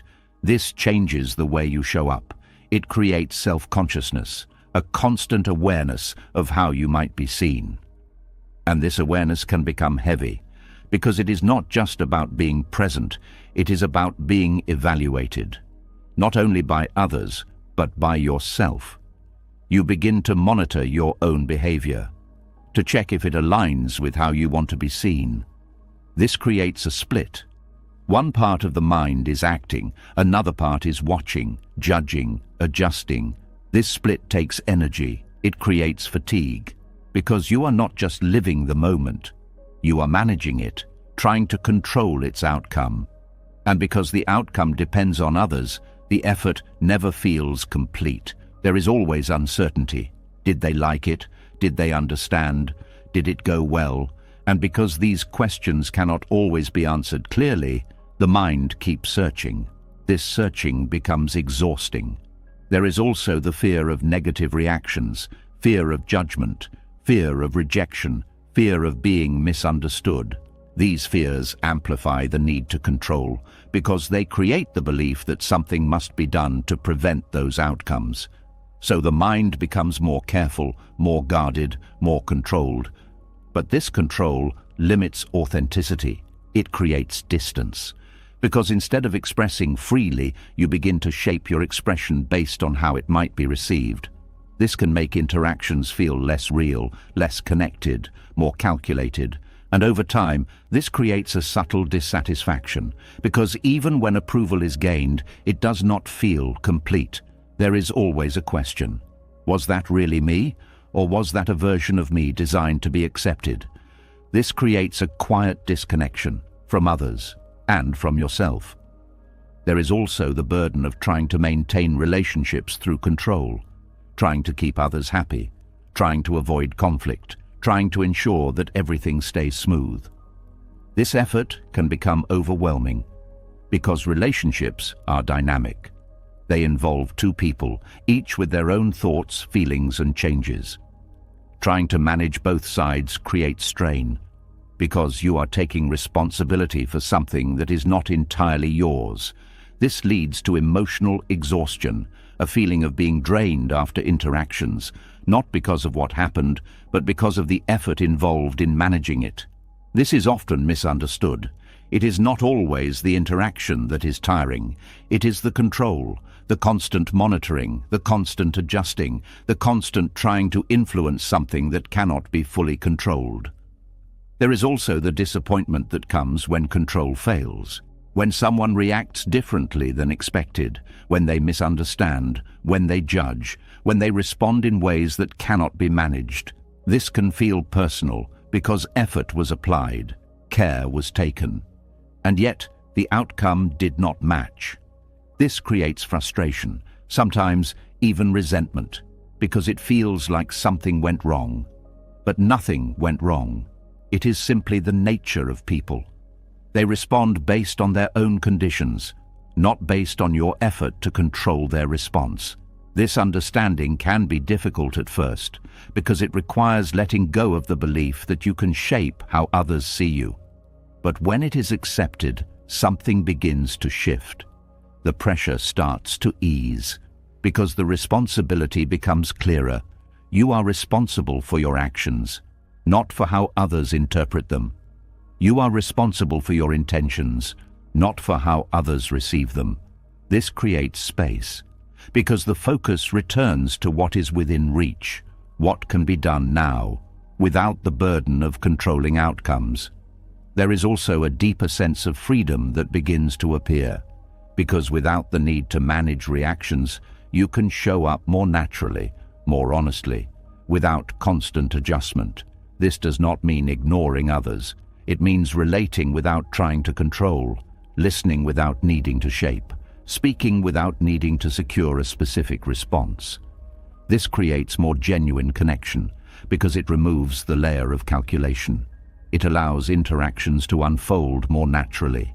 And in that natural flow, there is less tension, less exhaustion. There is also a shift in how judgment is experienced. When you stop trying to control how others see you, their opinions lose some of their weight, not because they do not matter at all, but because they are no longer tied to your sense of peace. They become perspectives, not definitions, and this creates stability because your state is no longer dependent on external approval. It becomes more grounded, more consistent, less reactive. This does not happen all at once, but gradually. As the need to control reactions weakens, the mind becomes quieter, less focused on managing impressions, more focused on being present. And in that presence, something important happens. The energy that was used to control becomes available for awareness, for clarity, for connection, without the strain, without the pressure. And this creates a different experience of relationships, one that is lighter, more open, more real. Now, as this exhaustion from managing others begins to fade, another layer becomes visible. Because even when the need to control people's reactions is released, there is still something the mind holds on to, a deeper expectation. A belief that life itself must unfold in a certain way before peace is allowed, and this belief opens the next door. As the need to manage how others see you begins to fade, something quieter and more hidden starts to come into view. Even without the pressure of controlling reactions, there is still a condition the mind holds onto very tightly. A quiet rule that says peace is allowed, but only after everything turns out right. And this is where another layer begins to open. There is a silent agreement the mind makes with life. It does not always speak it clearly, but it lives by it. It says, I will relax when this works out. I will feel okay when things finally fall into place. I will breathe when life becomes what I expect it to be. Until then, something remains held back. A part of you waits. There is a subtle tension that does not come from what is happening, but from what has not yet happened. A feeling that something is incomplete, that something is missing, that something still needs to be fixed before you can fully let go. This is the fantasy of perfect outcomes. It is not always dramatic. It can be very simple, a conversation going exactly right, a plan unfolding without resistance, a relationship staying stable, a future arriving in a clear and satisfying way. These expectations create a picture, and the mind holds on to that picture. It begins to compare reality to it. Every moment becomes a measurement. Is this how it should be? Is this close enough? Is this moving in the right direction? If the answer feels positive, there is temporary ease. If it does not, tension appears. This creates a condition for peace. Peace becomes something that depends on alignment. Alignment between reality and expectation. But reality does not follow expectation perfectly. There are always differences, small ones, large ones, unpredictable ones. And because of this, peace becomes unstable. It comes and goes, not because life is unstable, but because the conditions for peace are too strict. The mind is waiting for perfection, but perfection is an idea, not a living experience. Life does not arrive in one fixed form. It moves. It adjusts. It shifts in ways that cannot be fully controlled or predicted. So when the mind demands that life match a specific image, it creates resistance, a quiet rejection of what is actually happening. This rejection creates tension, because the present moment is being compared to something else, something imagined, something that does not exist yet. And in that comparison, the present loses its value. It becomes something to get through, something to fix, something to improve, instead of something to experience. This creates a constant sense of waiting, waiting for things to be right, waiting for conditions to align, waiting for a future that feels complete. But while waiting, life continues. Moments pass, experiences unfold, opportunities for presence appear and disappear, and they are missed. Not because they are not there, but because the mind is focused on something else, something better, something more complete. This is the cost of holding on to perfect outcomes. It takes attention away from what is here. There is also a deeper layer to this pattern, the belief that certain outcomes will bring lasting peace. That once things are resolved, once everything falls into place, the mind will finally settle. But this belief is not accurate, because even when things go as planned, the peace that follows is temporary. The mind enjoys it for a moment. Then it moves on. It finds something else that needs to be improved, something else that needs to be controlled, something else that must happen. This creates an endless cycle. Peace is always postponed, always tied to the next outcome, never fully allowed in the present. This is not because peace is unavailable, it is because it is being delayed. The mind keeps placing it in the future, attaching it to conditions that are constantly changing. This creates a subtle frustration, a feeling that something is always just out of reach, even when things are going well, even when nothing is obviously wrong. There is still a sense that something is missing. And that missing feeling is not coming from reality. It is coming from expectation, from the idea that reality should be more than what it is right now. There is also the fear of accepting things as they are, because acceptance can feel like giving up, like settling, like losing the desire to improve. But this is a misunderstanding. Acceptance is not about stopping action. It is about removing resistance. It is about seeing clearly what is happening without needing it to be different before allowing peace. When acceptance is present, action becomes clearer, more direct, less driven by pressure, less influenced by fear. It becomes a response to reality, not a reaction against it. This creates a different experience, one where effort exists but without tension, where movement happens but without the need to force, where change is allowed but without rejecting the present. This is where the fantasy of perfect outcomes begins to dissolve. Not because goals disappear, not because desires vanish, but because the attachment to them weakens. They are no longer seen as conditions for peace. They become possibilities, things that may happen, things that can be worked toward, but not things that define your state. This creates space, space to breathe, space to be present, space to experience life as it unfolds, rather than waiting for it to match an image. And in that space, something quiet appears, a sense of enoughness, not because everything is perfect, but because the need for perfection has softened. This changes the way moments are experienced. They are no longer judged as incomplete. They are seen as whole, even if they are not ideal. This creates a deeper connection with life, because attention is no longer divided. It is not pulled into the future. It is not trapped in expectation. It is here, with what is happening. And in that presence, there is a kind of peace that does not depend on outcomes. It is not fragile. It does not come and go with circumstances. It is steady, because it is not based on what happens. It is based on the absence of resistance to what happens.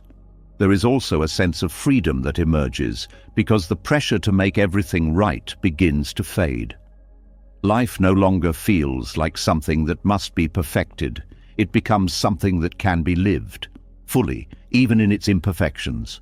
This does not mean ignoring challenges. It means facing them without the added burden of needing everything to be flawless. This creates resilience, because the mind is no longer tied to one specific version of how things should be. It becomes more adaptable, more open, more able to move with change.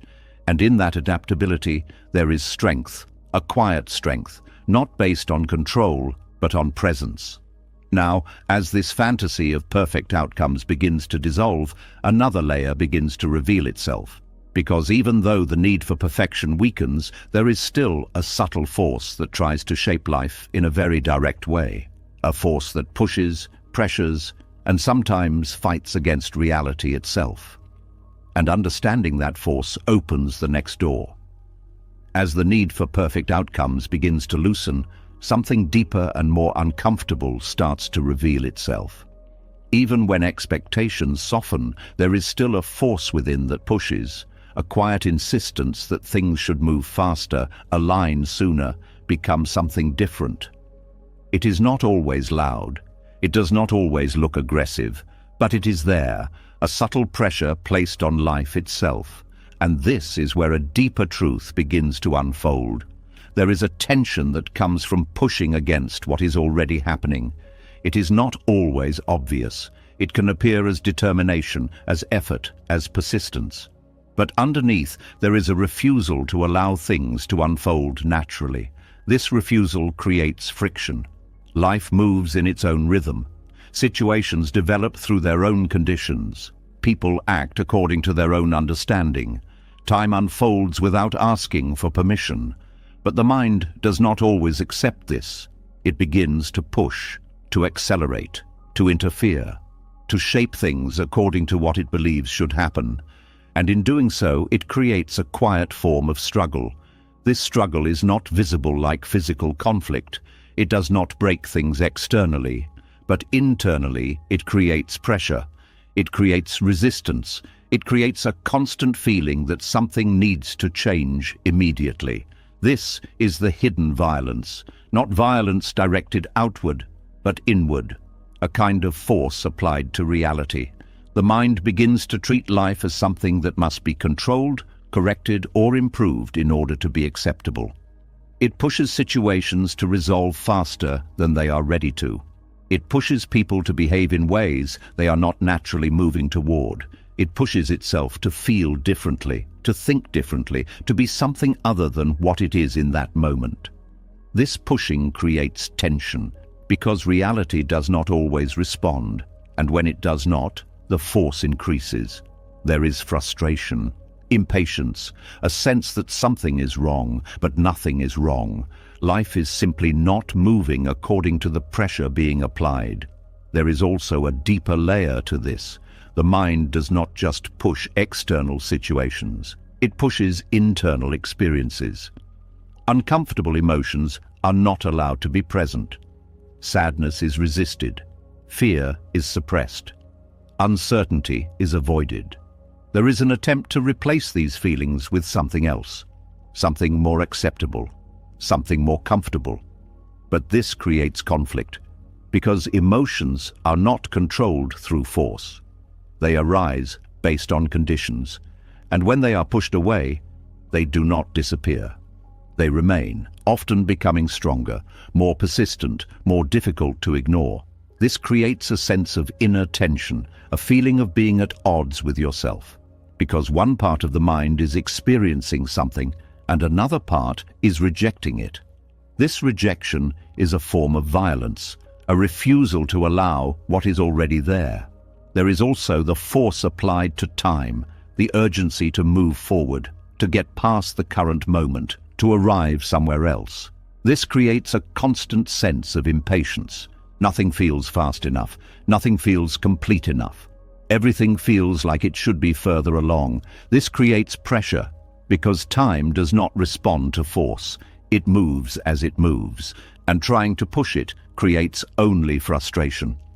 There is also the force applied to identity, the idea that you should be different, better, more advanced, more stable, more in control. This creates a constant sense of self-judgment, because the present version of yourself is seen as insufficient, something to improve, something to fix, something to change. But this creates resistance, because it rejects what is already here. It turns growth into pressure. Instead of allowing change to happen, naturally it tries to force it. This creates stress, because change does not happen through force. It happens through understanding, through awareness, through allowing. There is also a deeper cost to this constant forcing. It creates disconnection from life, from others, from yourself, because when you are always pushing, you are not listening, you are not observing, you are not present. You are focused on changing what is happening instead of experiencing it. This creates distance, because connection requires presence. It requires openness. It requires allowing. And forcing removes those qualities. It replaces them with control, with pressure, with resistance. There is also the illusion that force creates results. Sometimes it does. Sometimes pushing leads to outcomes. But those outcomes often come with a cost: stress, fatigue, disconnection, and even when the result is achieved, there is often no lasting peace, because the method used to achieve it creates ongoing tension. The mind learns to rely on force, so it continues to use it in every situation, in every moment. This creates a life that feels like a constant effort, a constant struggle, because everything becomes something to push through, something to manage, something to control. But life is not meant to be lived that way. There is another way of relating to reality, one that does not rely on force, one that does not create friction, one that works with life rather than against it. Buddhist understanding points to this. It shows that forcing is not necessary, that action can arise without pressure, that movement can happen without resistance, that change can occur without violence. This does not mean passivity. It does not mean doing nothing. It means acting from clarity, not from force. Responding to situations rather than pushing them. Allowing things to unfold while still participating. This creates a different experience, one where effort exists but without strain, where progress happens but without tension, where change occurs but without conflict. There is also a deeper sense of trust that begins to develop. Trust that life does not need to be forced in order to move. Trust that conditions will unfold. Trust that not everything needs to be controlled. This trust reduces the need for force, because the mind no longer feels like everything depends on its effort. It begins to relax, to soften, to allow, and in that softness, something shifts. The constant pressure begins to fade, the tension begins to dissolve, the inner conflict begins to quiet. Not because everything is perfect, but because the need to force perfection is no longer present. This creates space, space for awareness, space for presence, space for life to unfold naturally. And in that space, there is peace, not created by control, not achieved through force, but revealed when the struggle ends. Now, as this hidden violence of forcing begins to become clear, another distinction starts to emerge. Because not all effort is the same. There is a way of acting that creates tension, and there is a way of acting that brings clarity. Understanding this difference opens the next step forward. As the pressure to force life begins to soften, something important starts to become visible. It is not that action disappears. It is not that effort becomes unnecessary. Life still requires movement, decisions, and participation. But there is a subtle question that begins to arise. What kind of effort is being used? Because not all effort feels the same. Some effort leaves the mind clear, steady, and grounded. Other effort leaves the mind tense, restless, and drained. And this difference changes everything. There is a kind of effort that feels heavy even before it begins. It carries urgency. It carries pressure. It feels like something must happen, and it must happen in a certain way. This effort is not just about doing something. It is about needing something. The action becomes tied to an outcome. It is no longer free. It is driven by a sense that if this does not work, something is lost. Something is at risk. This creates tension in the body, a tightness in the chest, a constant thinking about results, a feeling that rest is not allowed until the task is complete and successful. This is controlling effort. It does not simply act, it clings, it holds on to what should happen, and because it is holding on, it cannot relax. Even while acting, the mind is already somewhere else. It is measuring progress, it is evaluating outcomes, it is worried about what might go wrong. This splits attention. One part is doing, another part is watching, judging, and pushing. This division creates strain. Because the mind is not fully present in the action, it is partly trapped in expectation. And this makes even simple tasks feel heavy. There is also a subtle fear behind this kind of effort. A fear that if control is loosened, things will fall apart. So the mind keeps pushing. It increases effort. It tightens its grip. But this tightening reduces clarity. Because clarity requires space. It requires the ability to see what is happening without distortion. And controlling effort fills that space with urgency, with pressure, with noise. This makes it harder to respond wisely, because reactions become faster, more automatic, more driven by fear than by understanding. There is another kind of effort. It feels different from the beginning. It does not carry the same weight. It is focused, but not tense. It is engaged, but not desperate. It acts because action is needed, not because an outcome must be secured. This is wise effort. It is rooted in clarity, in awareness of the present moment. It sees what can be done, and it does it, without adding extra pressure, without clinging to what should happen next. This effort is steady. It does not rush. It does not hesitate. It moves with what is needed, and when the action is complete, it lets go. It does not continue to hold the result. It does not replay. It does not try to control what comes after. This creates a different experience, one where effort does not lead to exhaustion. Because the mind is not carrying additional weight. It is not holding on to outcomes. It is not pushing against uncertainty. It is simply acting. There is also a deeper trust within wise effort. A trust that not everything depends on personal control. That action is only one part of the process. That results arise from many conditions. This trust allows the mind to relax, even while acting, because it knows that doing what is possible is enough. It does not need to guarantee what is not within reach. This creates freedom. Freedom from the pressure to control everything. Freedom from the fear of failure. Freedom from the constant need to adjust and correct. There is also a difference in how mistakes are experienced. With controlling effort, mistakes feel heavy. They feel like proof that something went wrong, that more control is needed. This creates self-judgment. It increases tension. With wise effort, mistakes are seen differently. They are part of the process. They are information. They show what can be understood more clearly. This reduces fear, because mistakes are no longer threats. They become part of learning. This allows the mind to stay open, to adapt, to respond without shutting down.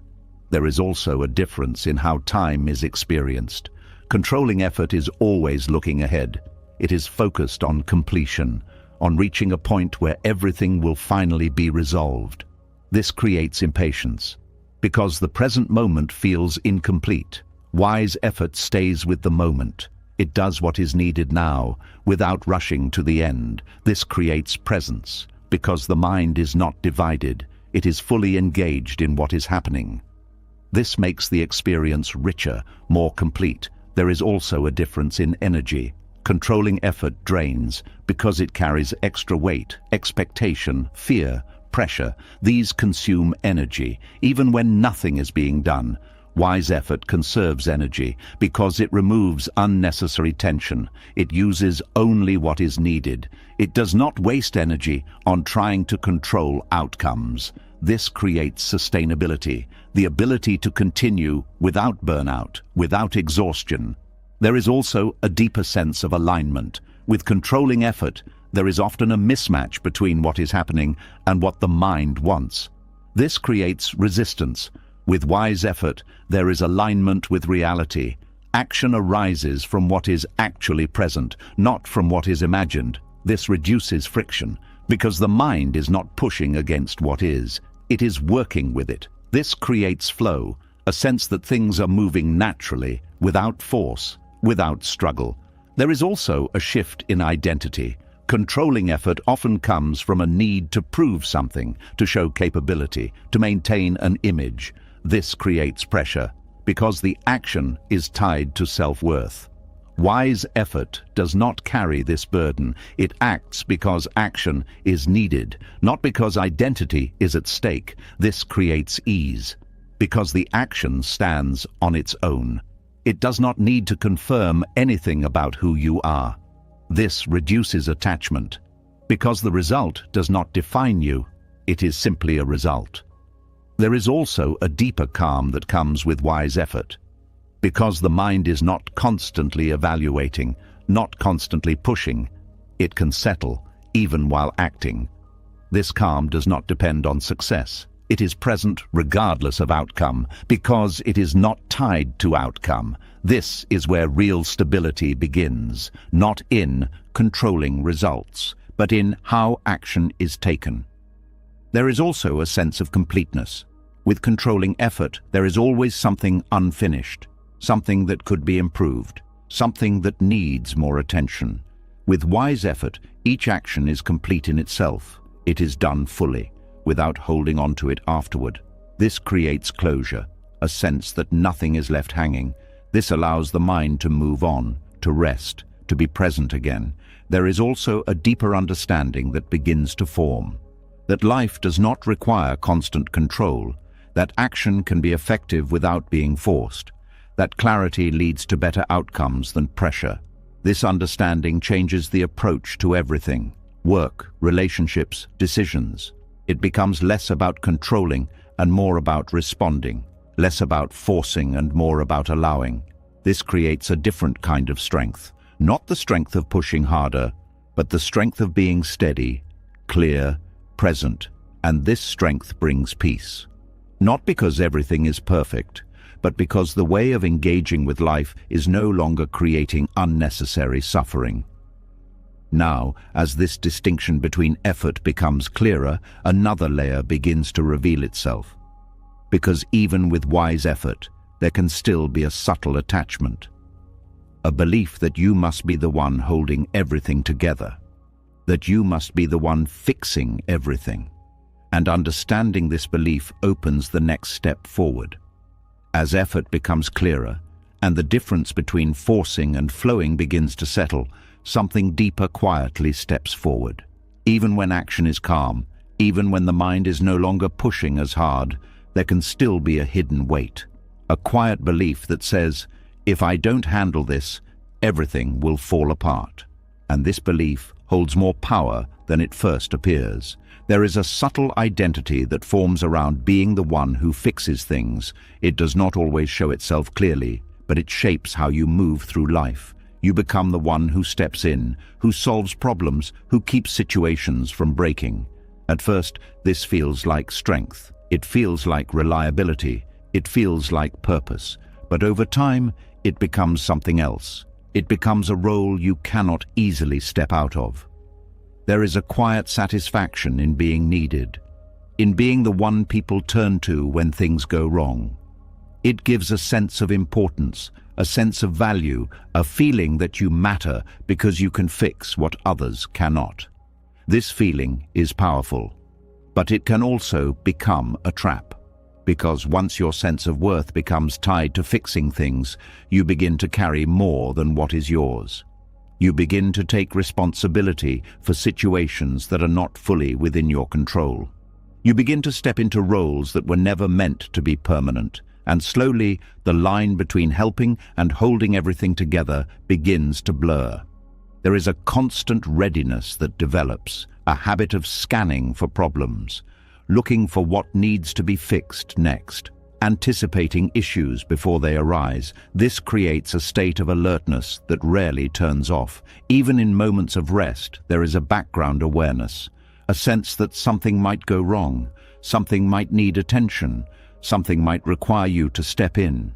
This prevents full relaxation, because the mind is never completely at ease. It is always prepared, always ready to act. This readiness becomes exhausting. But it is difficult to let go, because it feels necessary. It feels like if you stop, things will break, people will struggle, situations will fall apart. And this belief creates pressure, because it makes you feel responsible for outcomes that depend on many factors. It creates a burden that is too heavy to carry. There is also a deeper fear beneath this role, a fear of not being needed, of not being valuable, of not having a clear place. If you are not the one who fixes things, then who are you? This question can feel uncomfortable, because the identity has been built around action, around solving, around holding things together. Without that role, there can be a sense of emptiness, a lack of direction. This makes it harder to step back, to allow things to unfold without interference, because stepping back feels like losing something important, something that defines you. There is also the emotional cost of this attachment, because when you believe you must fix everything, every problem becomes personal. Every situation carries weight. Every outcome feels like a reflection of your effort. This creates stress, because you are trying to control things that cannot be fully controlled. And when things do not go as expected, there is disappointment, sometimes even guilt. A feeling that you should have done more, that you should have handled it differently, that you are somehow responsible. But this is not accurate, because no one controls the full web of causes and conditions. No one can fix everything. Yet the belief remains, and it keeps the mind in a constant state of effort. There is also the impact on relationships. When you are always the one fixing, it changes the dynamic. Others may rely on you more than they should. They may step back, expecting you to handle things. This creates imbalance. Because responsibility is not shared, it is carried by one person, and this leads to fatigue, not just physical, but emotional, because the connection becomes less about mutual support and more about dependence.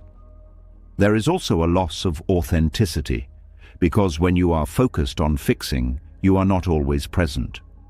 You are thinking about solutions, about outcomes, about what needs to change. This creates distance, because you are not fully there.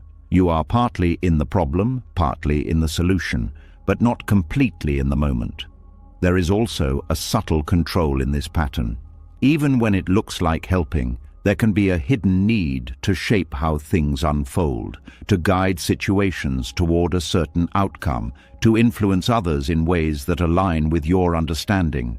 This is not always intentional, but it is present, because fixing often involves directing, and directing involves control. This creates tension, because others may not move in the direction you expect. They may choose differently. They may act in ways that do not align with your solution, and this creates frustration, because the outcome is not matching the effort.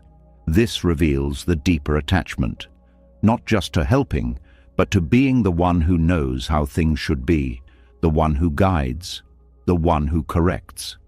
And this attachment makes it harder to let go, because it reinforces the identity. It keeps the role active, even when it is no longer needed.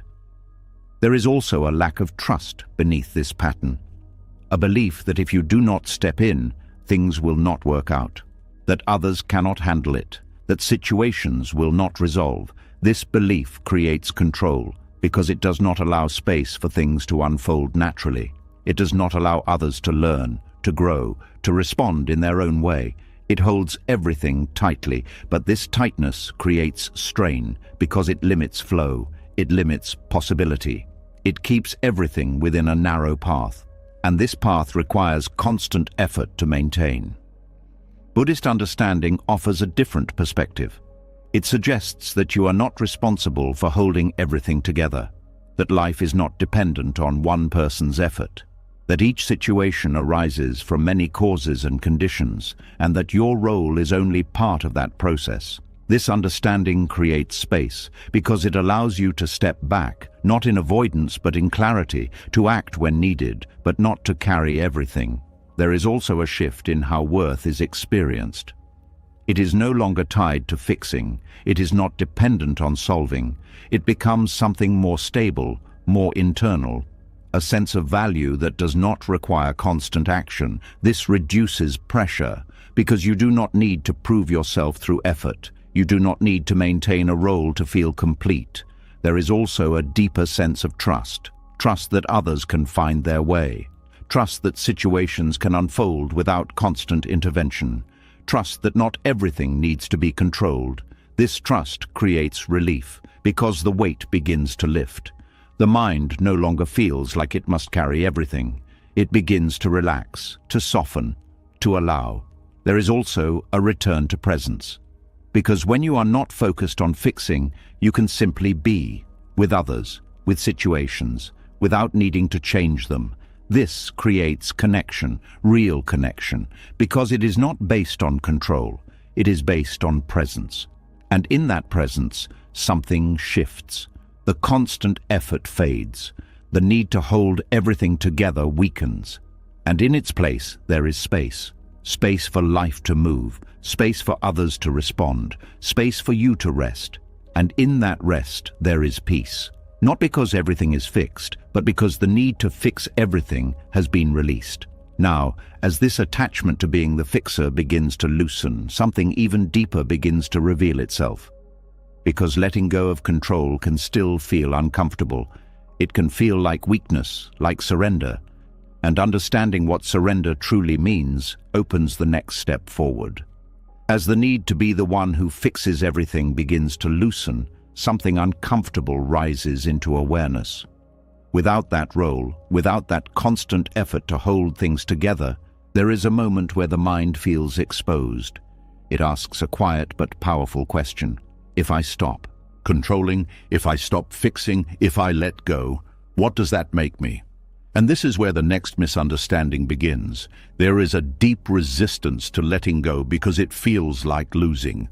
It feels like stepping back. It feels like allowing things to fall apart. The mind has been trained to believe that strength means holding on, pushing through, staying in control no matter what. So when the idea of surrender appears, it feels dangerous. It feels like weakness. But this is not the truth. There is a different kind of strength that is not based on control, a strength that does not come from forcing life, but from understanding it. And this is where surrender begins to reveal its real meaning. There is a quiet moment when the mind realizes it cannot keep pushing, not because it lacks ability, but because it sees that the pushing itself is creating the strain. It sees that all the effort, all the control, all the resistance has not brought the peace it was seeking. This realization is not failure, it is clarity. It is the moment the illusion starts to break. Surrender is not about giving up on life. It is about giving up on the false belief that life must be controlled in order to be safe. This belief has been guiding everything, trying to manage outcomes, trying to shape people, trying to hold time in place, trying to fix every situation. But none of these efforts have created lasting ease. They have only created tension. So surrender begins as a recognition that the struggle itself is the problem, not life, not circumstances, not uncertainty, but the constant attempt to control what cannot be controlled. This recognition softens the mind. It begins to loosen the grip, not out of defeat, but out of understanding. There is a difference between stopping because you are exhausted and stopping because you see clearly. Surrender comes from seeing that control does not lead to peace, seeing that resistance creates suffering, seeing that holding on creates pressure, and in that seeing, something naturally releases. There is also a deeper layer to surrender.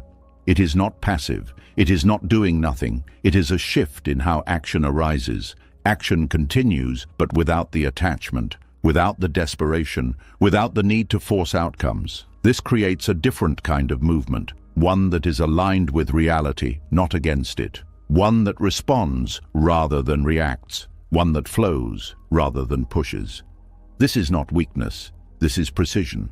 Because when the mind is not clouded by control, it sees more clearly. It understands what is needed. It acts appropriately, without excess effort, without unnecessary tension. There is also the courage required to surrender, because it means facing uncertainty directly, without trying to escape it, without trying to control it. It means allowing life to unfold without guarantees. And this can feel uncomfortable at first, because the mind is used to having something to hold on to, some form of control, some sense of direction. But as surrender deepens, a different kind of stability begins to appear. Not the stability of certainty, but the stability of presence, the ability to remain steady, even when things are unclear, even when outcomes are unknown. This stability is stronger than control, because it does not depend on conditions. It remains regardless of what happens. There is also a shift in how challenges are experienced.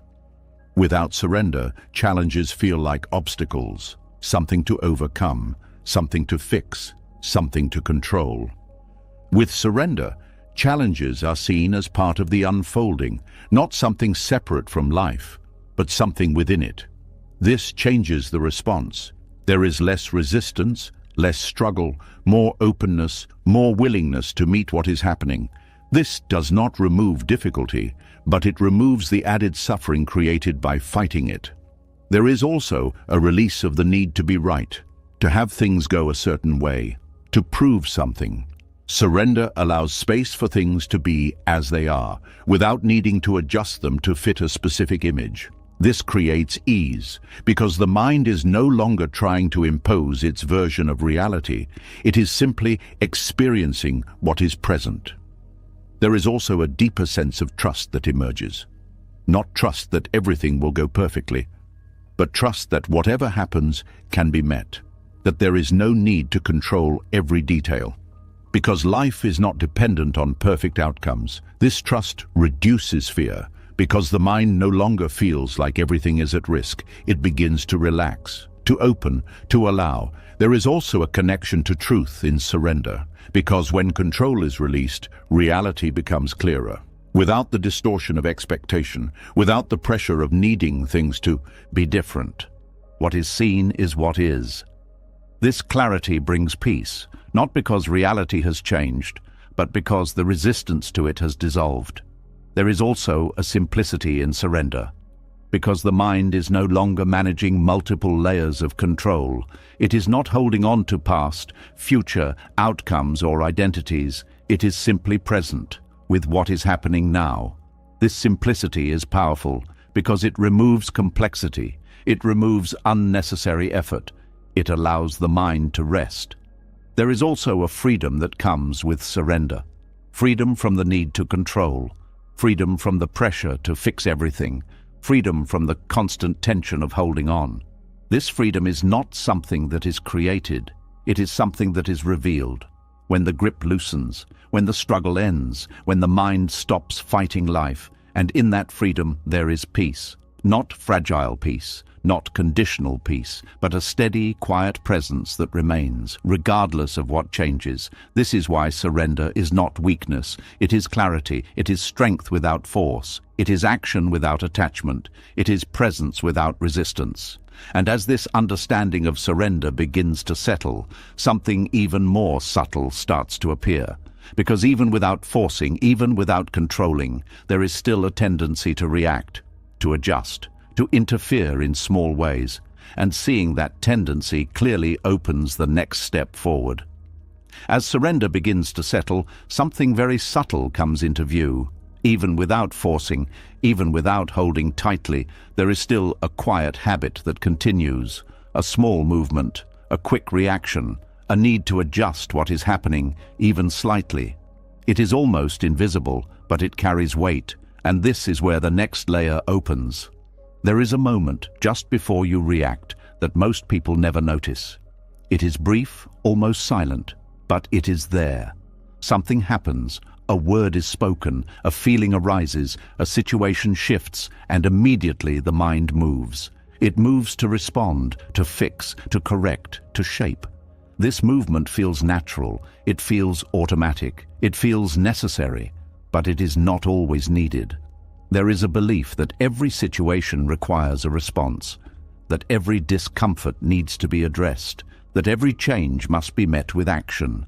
But this belief creates constant activity, and constant activity creates noise. This noise makes it difficult to see clearly, because the mind is always moving, always adjusting, always doing something. But there is another way, a way that does not rush to react, a way that does not immediately interfere, a way that allows space. This is the peace found in non-interference. It does not mean doing nothing. It means not acting from impulse, not reacting from habit, not forcing change where none is needed. There is a difference between action and reaction. Reaction is fast, unconscious, driven by patterns. It happens before awareness has time to settle. It often comes from fear, from discomfort, from the need to regain control.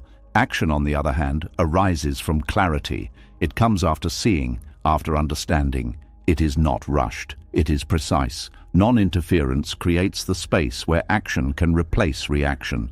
It allows the moment to unfold without immediate adjustment. It gives the mind time to see what is actually happening rather than what it assumes is happening. This changes everything, because many reactions are based on interpretation, not reality. A tone of voice is taken personally. A delay is seen as rejection. A change is seen as a problem. But when there is space, these interpretations can be seen more clearly. And often they dissolve because they are not grounded in what is truly happening. They are projections. Non-interference reveals this. It shows that not everything needs to be responded to, that not every thought requires action, that not every feeling needs to be fixed. There is also a deeper calm that comes from this, because the mind is no longer in constant motion. It begins to settle, to observe, to be present without interference. This creates stillness, and in that stillness, clarity appears. Because without constant reaction, the mind can see patterns. It can understand itself. It can notice how quickly it moves, how easily it is triggered, how often it tries to control. This awareness is powerful because it breaks the automatic cycle. It introduces choice, the choice to not react, the choice to not interfere, the choice to allow. There is also a shift in how discomfort is experienced. Without non-interference, discomfort leads to action, an urge to change something, to escape, to fix. But with non-interference, discomfort can be observed, felt, without being immediately acted upon. This changes the relationship with it because it is no longer something that must be removed.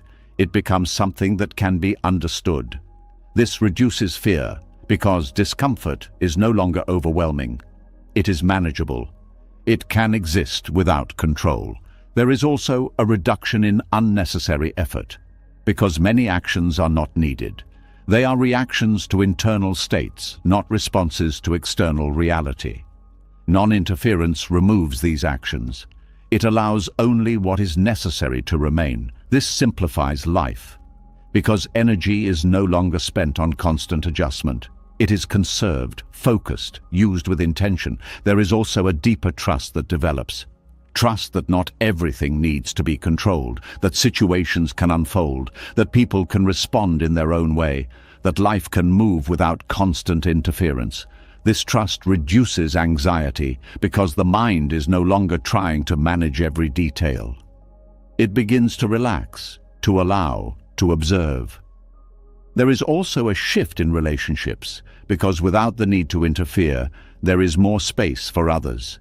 Space for them to express, to act, to be themselves, without being corrected or adjusted. This creates more authentic connection because it is not shaped by control. It is allowed to develop naturally. There is also less conflict because many conflicts arise from reaction, from trying to fix or change something immediately. Non-interference allows the situation to settle before responding. This often reduces tension because the initial reaction is not acted upon, and what remains is more thoughtful, more grounded. There is also a deeper understanding of timing, because not everything needs to happen immediately. Some things require space. Some things need time to unfold. Non-interference respects this. It does not rush. It does not force. It allows the natural timing of situations. This creates alignment, because action happens when it is appropriate, not when it is urgent. There is also a sense of ease that develops, because the mind is no longer constantly engaged in controlling. It is not always adjusting. It is not always fixing. It is simply present. This presence is peaceful because it is not driven by need. It is not driven by fear. It is not driven by control. It is just awareness. There is also a deeper insight that emerges. That much of what the mind tries to fix is not actually broken. It is simply different from expectation.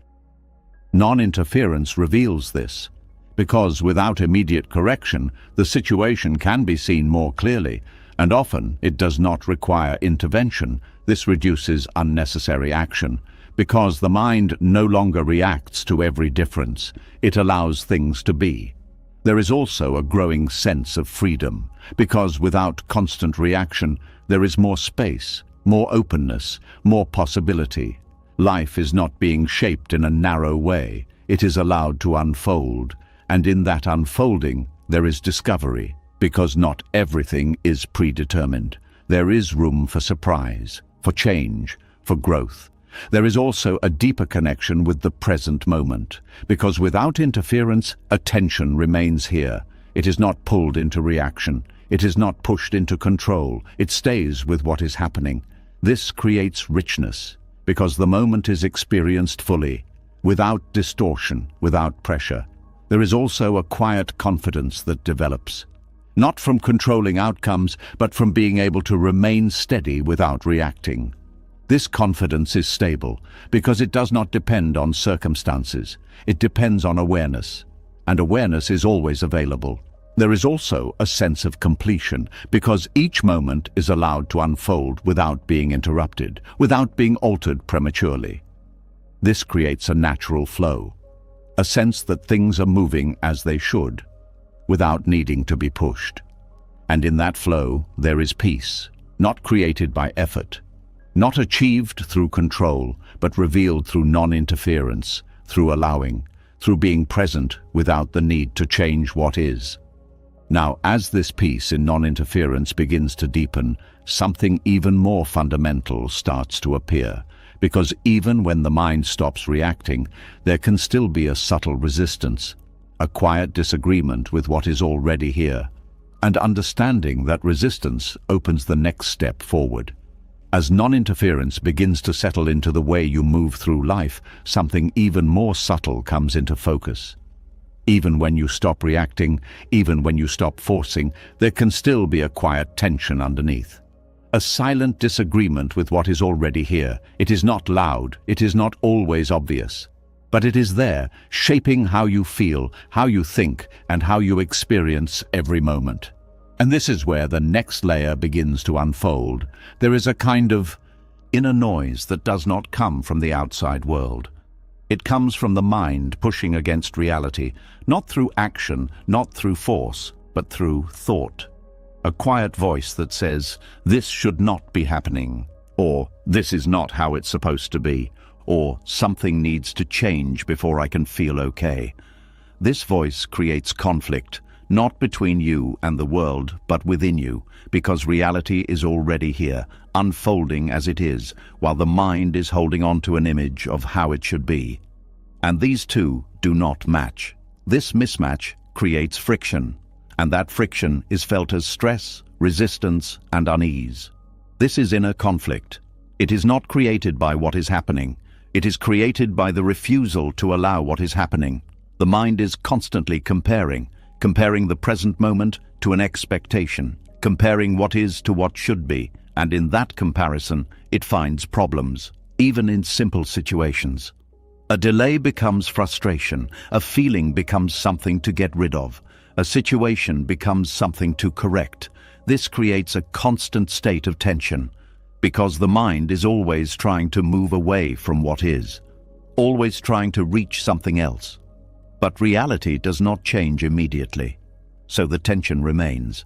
There is also a deeper layer to this conflict. The belief that acceptance means approval, that if you accept something, you are agreeing with it, that you are saying it is right or good or desirable. But this is not what acceptance means. Acceptance is not agreement. It is recognition. It is seeing clearly what is already present, without adding resistance, without adding rejection, without adding the need to change it before allowing it to exist. This is a subtle but powerful shift, because when the mind stops arguing with what is, something begins to quiet. Not because the situation has changed, but because the internal resistance has softened. There is no longer a battle, no longer a push against reality.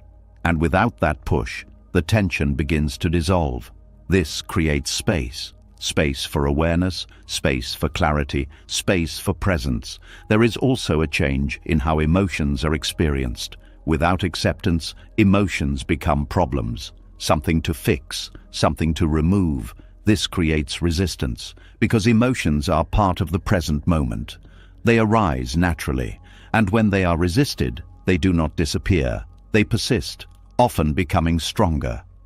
With acceptance, emotions are allowed. They are felt, observed, without needing to be changed immediately. This does not make them permanent, it allows them to move. Because what is allowed can flow, what is resisted tends to stay. This changes the relationship with feelings. They are no longer threats, they are experiences. Temporary, passing. Not something that defines you. There is also a shift in how situations are handled. Without acceptance, there is urgency.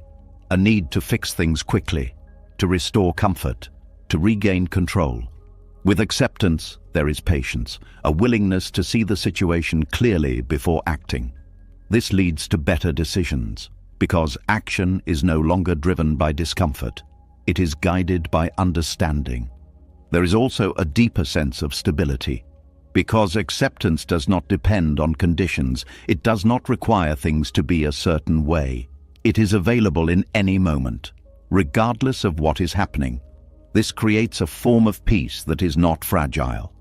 That does not come and go with circumstances, it remains. Because it is not tied to external factors, it is tied to how you relate to them. There is also a reduction in mental noise, because much of the noise comes from resistance, from the constant commentary about how things should be different. When this commentary stops, the mind becomes quieter, not empty, but calm, more focused, more present. This quietness allows for deeper awareness, because without distraction, you can see more clearly. You can understand what is happening without distortion. There is also a release of energy, because resistance consumes energy. It requires effort to push against reality, to argue with it, to try to change it in the mind. When that effort is removed, energy becomes available for presence, for clarity, for meaningful action.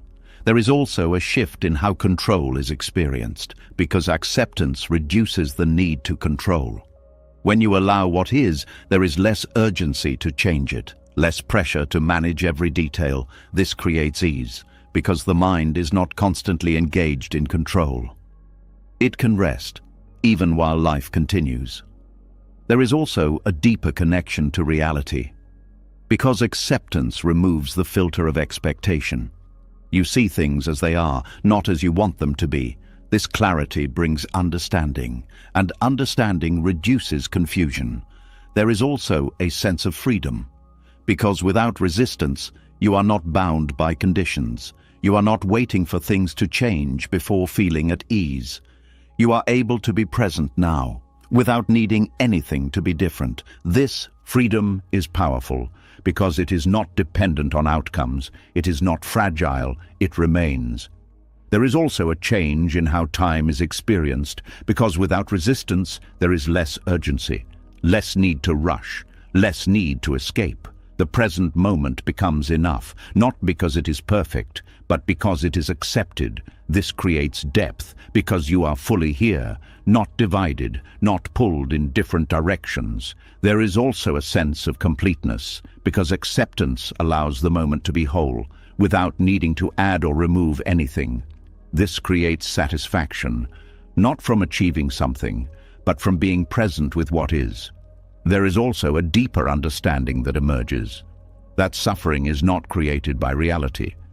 It is created by resistance to reality.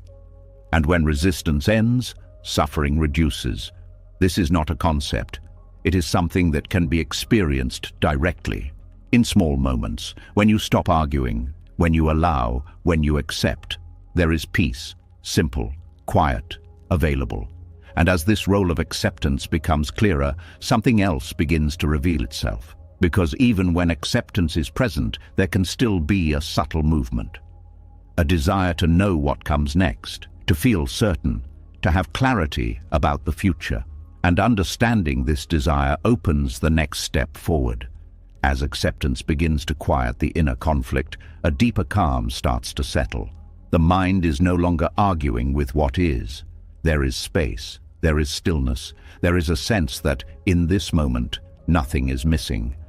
But then, almost unnoticed, another movement appears. A quiet pull toward what comes next. A question that begins to form beneath the calm. What happens after this? And just like that, the mind leaves the present again. There is a subtle habit that runs deep. Even when things are okay, even when the moment is calm, the mind reaches forward. It wants to know. It wants clarity. It wants assurance about what is coming. This desire feels harmless. It feels like planning, like being prepared, like staying ahead. But beneath it, there is something else, a discomfort with not knowing. The mind does not rest easily in uncertainty. Even when there is nothing wrong, it searches for what might happen next. It tries to map out the future, to create a sense of direction, to secure a feeling of safety. And in doing so, it leaves the only place where peace exists, the present moment. There is a quiet theft that happens here, not loud, not dramatic, but constant. The moment you are in is taken away, replaced by a projection of what might be. A thought about tomorrow, a concern about an outcome, a question about what someone will say or do. These thoughts pull attention forward, and when attention moves, presence fades. This is how the desire for certainty destroys presence, not by force, but by distraction. The mind believes that knowing what comes next will create peace. That if the future can be understood, if outcomes can be predicted, then everything will feel settled. But this belief creates the opposite effect, because the future is not here. And trying to live inside it requires effort. That effort pulls you away from what is actually happening. The body remains in the present, but the mind travels, and this split creates tension. You are no longer fully in one place. Part of you is here, part of you is somewhere else. And this division prevents rest. There is also a deeper layer to this pattern. The belief that the present moment is not enough, that something else is needed, something more complete, something more certain. This belief creates a constant movement away from now, even when nothing is wrong, even when everything is quiet. There is still a sense that something needs to be figured out. This creates subtle dissatisfaction because the mind is not allowing the moment to be complete. It is always adding something, a question, a concern, a future possibility. And this addition creates noise, because instead of simply being, the mind is thinking, projecting, anticipating. This noise covers the natural stillness that is already present. It hides the peace that does not require certainty. There is also the emotional cost of this habit. When the mind is focused on the future, it often fills the unknown with imagined scenarios. Some of these are neutral, some are positive, but many are negative. Because the mind is wired to detect potential problems, so it prepares. It imagines what could go wrong, what might not work, what might create discomfort. And these imagined scenarios create real emotions, anxiety, worry, tension, all based on something that has not happened. This creates unnecessary suffering, because the mind is reacting to possibilities, not reality. And while it reacts, it misses the present moment, the place where there is no problem, the place where everything is simply unfolding. There is also the illusion that certainty will bring peace, that once the future is known, the mind will finally settle. But this is not what happens. Even when certainty is found, it is temporary, because new questions arise, new uncertainties appear, new outcomes become important. So the search continues, always moving forward, always looking for something that will finally provide stability. But that stability never fully arrives, because the future is always changing, and certainty is never permanent. This creates an endless cycle. The mind searches for certainty. It finds partial answers. Those answers create temporary relief. Then new questions appear, and the search begins again. This cycle keeps the mind in constant motion, always reaching, never fully arriving. And in that movement, presence is lost. Buddhist wisdom points to a different understanding. It shows that peace does not come from knowing the future. It comes from being fully present with what is. This does not mean ignoring the future. It means not living in it. It means allowing thoughts about what comes next to arise, but not becoming absorbed in them, not letting them take over attention, not letting them replace the present moment. This creates a different relationship with uncertainty. Instead of trying to eliminate it, there is a willingness to live with it, to allow it, to be present even when things are not fully known. This presence is powerful because it is where life is actually happening, not in tomorrow, not in imagined outcomes, but here, now. There is also a deeper sense of trust that begins to form. Not trust that everything will go as planned, but trust that you can meet whatever comes, that you do not need to know everything in advance to be okay. This trust reduces the need for certainty because the mind no longer feels dependent on knowing. It becomes more open, more flexible, more at ease with not having all the answers. There is also a shift in how time is experienced, because without the constant focus on the future, the present becomes fuller, more vivid, more complete. Moments are no longer just steps towards something else. They are experienced in themselves. This creates richness, because attention is not divided. It is here, with what is happening. There is also a reduction in mental noise, because the mind is not constantly projecting. It is not filling space with imagined scenarios. It is simply observing. This creates quiet, and in that quiet, there is clarity.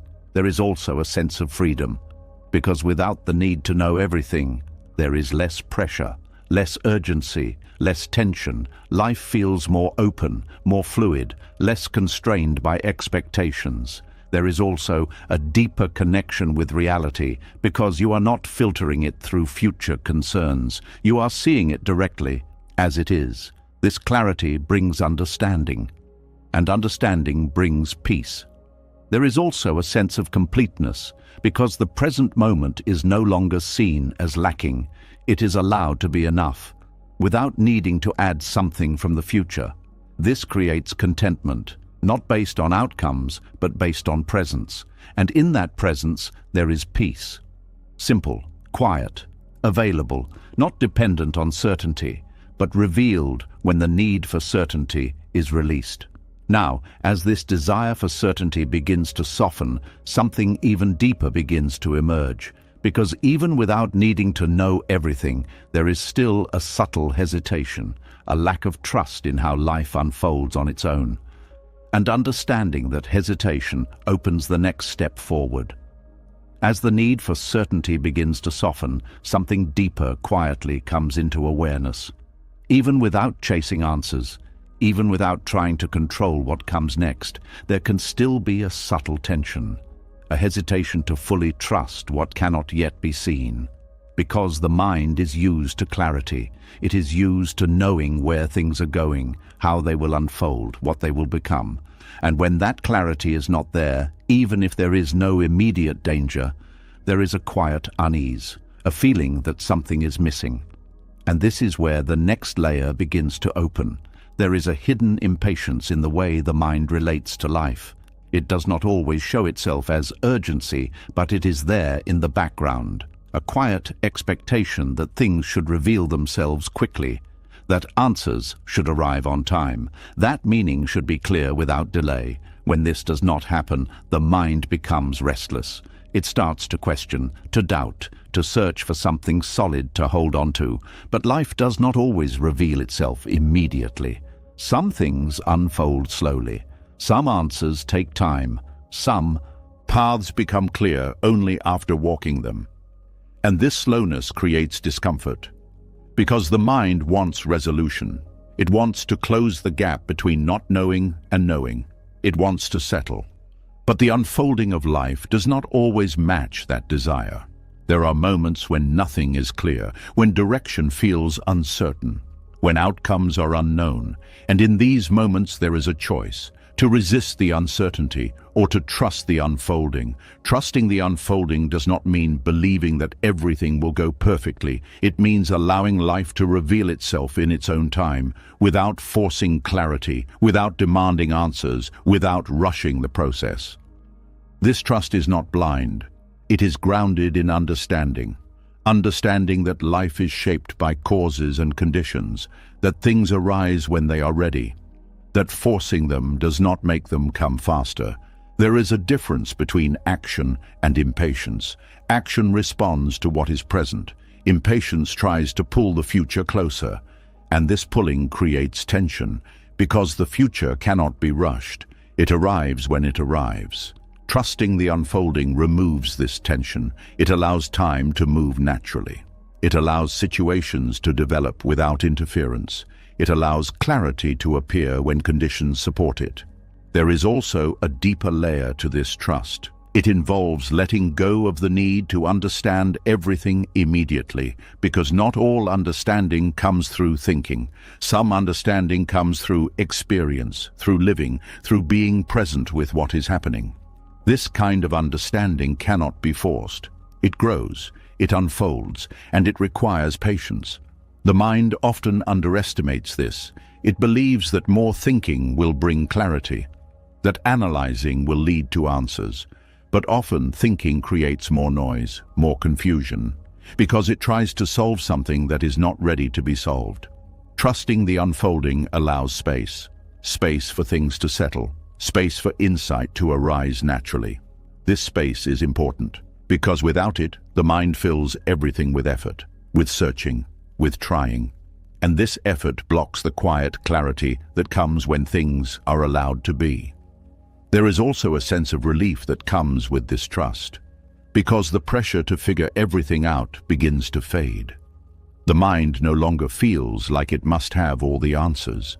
It becomes more comfortable with not knowing, more at ease with uncertainty. This ease creates calm, because the mind is not constantly pushing, not constantly searching. It is simply present. There is also a shift in how time is experienced. Without the need for immediate answers, time feels more open, less rushed, less pressured. Moments are not seen as delays. They are seen as part of the process. This changes the experience of waiting. Waiting is no longer something to endure. It becomes something to be present with, something that holds its own value. There is also a deeper connection with life, because when you trust the unfolding, you are not trying to control it. You are allowing it. This creates alignment, because you are moving with life, not against it.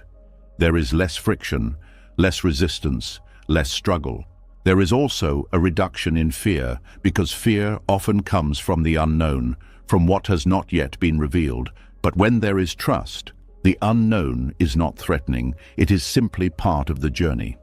This changes the emotional response. Instead of anxiety, there is curiosity. Instead of tension, there is openness. There is also a sense of humility that develops, because trusting the unfolding acknowledges that you do not control everything, that there are forces beyond your understanding, that life is larger than your plans. This humility is not weakness, it is clarity. It removes the illusion of control, and in doing so, it removes the pressure that comes with it. There is also a deeper form of confidence, not based on certainty, but based on the ability to stay present without it. This confidence is stable because it does not depend on outcomes. It depends on awareness, on presence, on the ability to meet what arises. There is also a sense of freedom, because without the need to know everything, there is less limitation, less rigidity, more space for life to unfold in unexpected ways. This creates possibility, because not everything is predetermined. There is room for change, for growth, for new directions that were not imagined. There is also a deeper peace, because the mind is no longer in conflict with time. It is not trying to speed things up. It is not trying to force clarity. It is allowing, and in that allowing, there is rest. Not because everything is resolved, but because the need for immediate resolution has softened. There is also a quiet appreciation that begins to appear, for the process itself, for the unfolding, for the way life reveals itself gradually. This appreciation brings presence, because attention is no longer focused on the end. It is here, with each step. There is also a deeper understanding that life is not something to be solved. It is something to be lived, and living requires presence, not constant analysis, not constant control, but openness, awareness, trust. And in that trust, there is peace, not created, not forced, but revealed, as the mind relaxes its need to know, as it allows life to unfold, as it stays present with what is. Now, as this trust begins to deepen, another distinction becomes clear, because even when you trust life, there is still a question of how to act within it, how to care, how to engage, without falling back into control. And understanding this balance opens the next step forward. As trust in the unfolding of life begins to deepen, another question quietly rises. If you are no longer forcing, no longer chasing certainty, no longer trying to control every outcome, then how do you live? How do you care, act, and stay committed without falling back into the same patterns? Because something inside still wants to contribute, to show up, to take responsibility. And this is where the next understanding begins to take shape. There is a quiet confusion that lives inside many people. It is not always obvious, but it shapes how effort is applied. It is the belief that caring deeply means controlling outcomes. That if something matters, it must be managed closely. That responsibility requires holding everything together. This belief creates pressure because it blends two very different things into one: responsibility and control.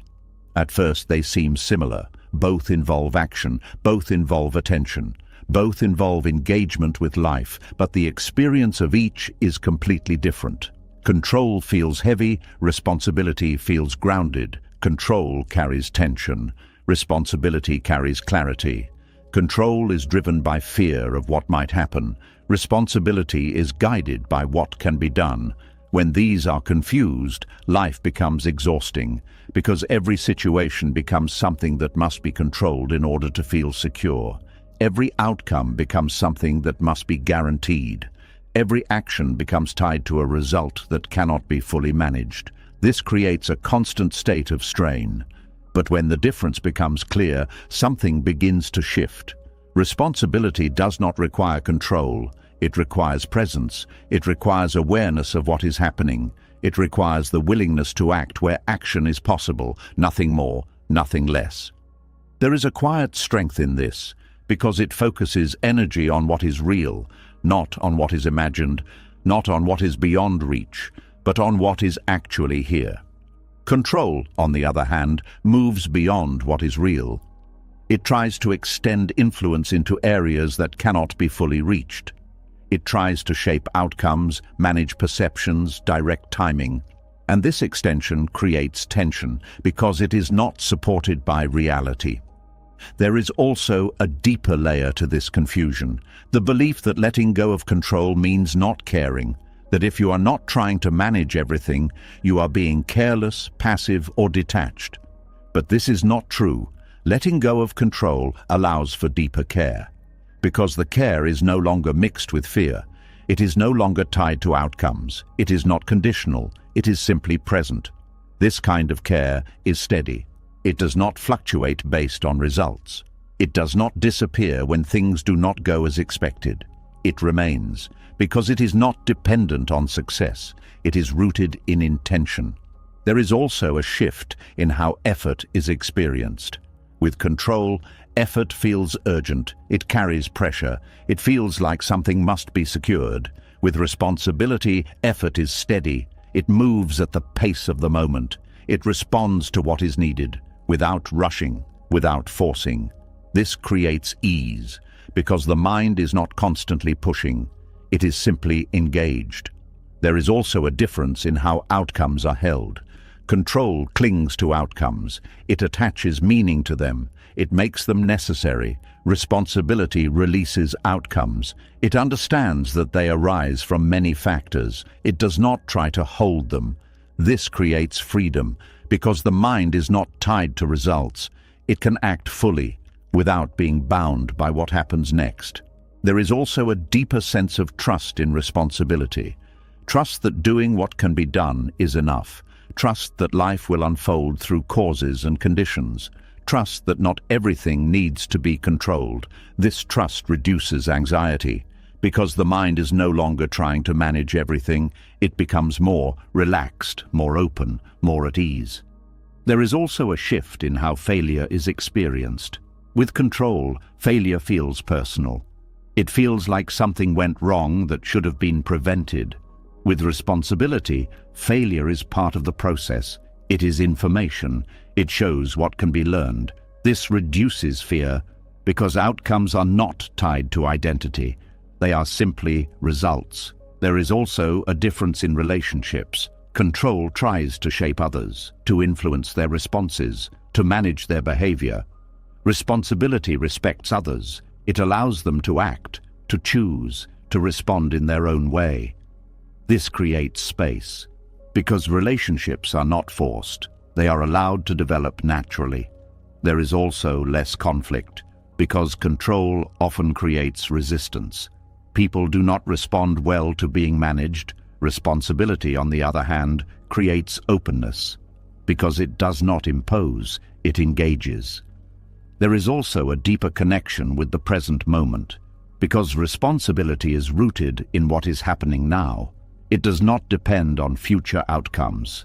It does not require certainty. It simply responds to what is here. This creates presence. Because attention is not divided, it is fully engaged. There is also a sense of completeness, because each action is taken fully, without holding on to it afterward. This creates closure, because nothing is left hanging in the mind. There is also a deeper peace, because responsibility does not create tension. It does not push against reality. It works with it. This alignment creates calm, because there is no resistance. There is also a sense of empowerment, not from controlling outcomes, but from being able to act clearly, to respond wisely, to engage without attachment. This empowerment is stable, because it does not depend on results. It depends on awareness. There is also a shift in how life is experienced, because without control, there is more openness, more flexibility, more possibility. Life is not constrained by rigid expectations. It is allowed to unfold. This creates richness, because experiences are not limited, they are explored. There is also a deeper understanding that emerges. That responsibility is about participation, not domination. It is about being part of the process, not controlling it. This understanding changes everything, because it removes the burden of control and replaces it with clarity. There is also a sense of balance, because effort and ease coexist. Action and rest are not in conflict. They flow together, naturally, without force. And in that balance, there is peace. Not because everything is controlled, but because nothing needs to be. Now, as this distinction between responsibility and control becomes clearer, another layer begins to reveal itself. Because even when you act responsibly, there can still be a subtle attachment, a desire for others to change, to understand, to move in a certain way. And understanding this desire opens the next step forward. As the difference between responsibility and control becomes clearer, another layer quietly reveals itself. Even when you act with clarity, even when you release the need to control outcomes, there is still a subtle place where the mind holds on, not to situations, not to results, but to people. Because something inside still wants others to understand, to change, to grow in a certain way. And when that does not happen, tension returns. And this is where a deeper truth begins to unfold. There is a quiet weight that comes from caring about someone and wanting things to be better for them. It can feel like love. It can feel like concern. It can feel like responsibility. But underneath it, there is often something else, a need for their journey to move according to your understanding. This need is rarely seen clearly. It appears as advice, as guidance, as support.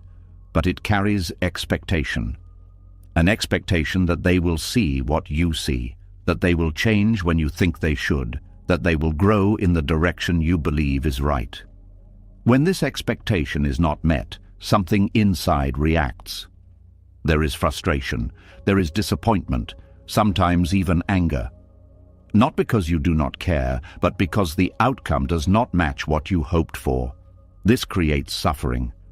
Because their journey is not yours to control. Each person moves through life based on their own causes and conditions, their experiences, their understanding, their timing, their readiness. These factors are not always visible, and they are not always aligned with your expectations. But the mind often forgets this. It believes that if something is clear to you, it should be clear to them. If something feels obvious, it should be obvious to them. If something needs to change, it should happen now. This creates pressure, not only on them, but on you, because you are holding on to something that cannot be forced. Growth does not happen on command. Understanding does not arrive on schedule. Awareness does not follow instruction. These things unfold slowly, naturally, through experience, through insight, through conditions that are unique to each person. Trying to control this process creates tension because it goes against how life actually works. There is also a deeper layer to this attachment, a belief that if someone changes, things will feel better, that if they understand, the situation will resolve, that if they grow, there will be peace. This belief ties your inner state to their journey, and because their journey is not in your control, your peace becomes unstable. It rises when they move in the direction you expect. It falls when they do not. This creates emotional dependence, not obvious, but present. Your sense of ease becomes connected to their progress, and this connection creates suffering because it is not something you can fully manage. There is also the subtle control in trying to help. Not all help is free. Sometimes it carries expectation, an expectation of change, an expectation of response, an expectation of appreciation. When these expectations are not met, the help turns into frustration, because it was not just given. It was tied to an outcome. This creates tension in relationships, because the intention to support becomes mixed with the need to control. And this can be felt, even if it is not spoken. People sense when they are being shaped, when their journey is being directed, and this can create resistance. Because each person has their own path, their own pace, their own process. There is also the difficulty of watching someone struggle. It is not easy to see someone you care about make choices that lead to pain, to see them repeat patterns, to see them miss what feels obvious. This creates discomfort, and the mind tries to remove that discomfort by stepping in, by correcting, by guiding, by trying to speed up their process. But this often creates more tension because it interferes with their experience. And without experience, understanding does not deepen. People do not grow through instruction alone. They grow through living, through making mistakes, through seeing consequences, through arriving at understanding in their own time. This cannot be rushed, and trying to rush it creates suffering. There is also the illusion of knowing what is best. Even with good intentions, there is a limit to how much you can understand another person's path. Their internal world is complex. Their experiences are unique. What seems right from your perspective may not align with what they need to learn. This creates a gap, and trying to close that gap through control creates friction, because it is based on incomplete understanding. Releasing the need to control their journey does not mean not caring. It means caring without attachment, without needing a specific outcome, without needing them to be different in order for you to feel at peace. This creates a different kind of support. One that is present but not controlling. One that listens but does not impose. One that allows rather than directs. This support is lighter because it does not carry expectation. It does not create pressure. It simply exists. There is also a deeper sense of respect that comes with this. Respect for their path, their timing, their process. Even when it is difficult to watch, even when it does not make sense. This respect creates space because it acknowledges that each person is responsible for their own journey. And that responsibility cannot be taken away. There is also a shift in how relationships are experienced. Without the need to control, there is more openness, more authenticity. Because interactions are not shaped by expectation, they are allowed to unfold naturally. This creates connection. Because it is not based on change, it is based on presence. There is also a reduction in emotional strain. Because you are no longer carrying the weight of their journey. You are not responsible for their progress. You are not responsible for their choices. You are only responsible for how you show up. This creates relief, because the burden becomes lighter. There is also a deeper peace, because your state is no longer tied to their actions. It becomes stable, independent, grounded in your own awareness. There is also a sense of freedom, because without the need to control others, there is more space, more energy, more clarity. You are not constantly monitoring, adjusting, or guiding. You are simply present. There is also a deeper understanding that emerges, that everyone is unfolding in their own way, through their own conditions, through their own experiences, and that this unfolding cannot be forced.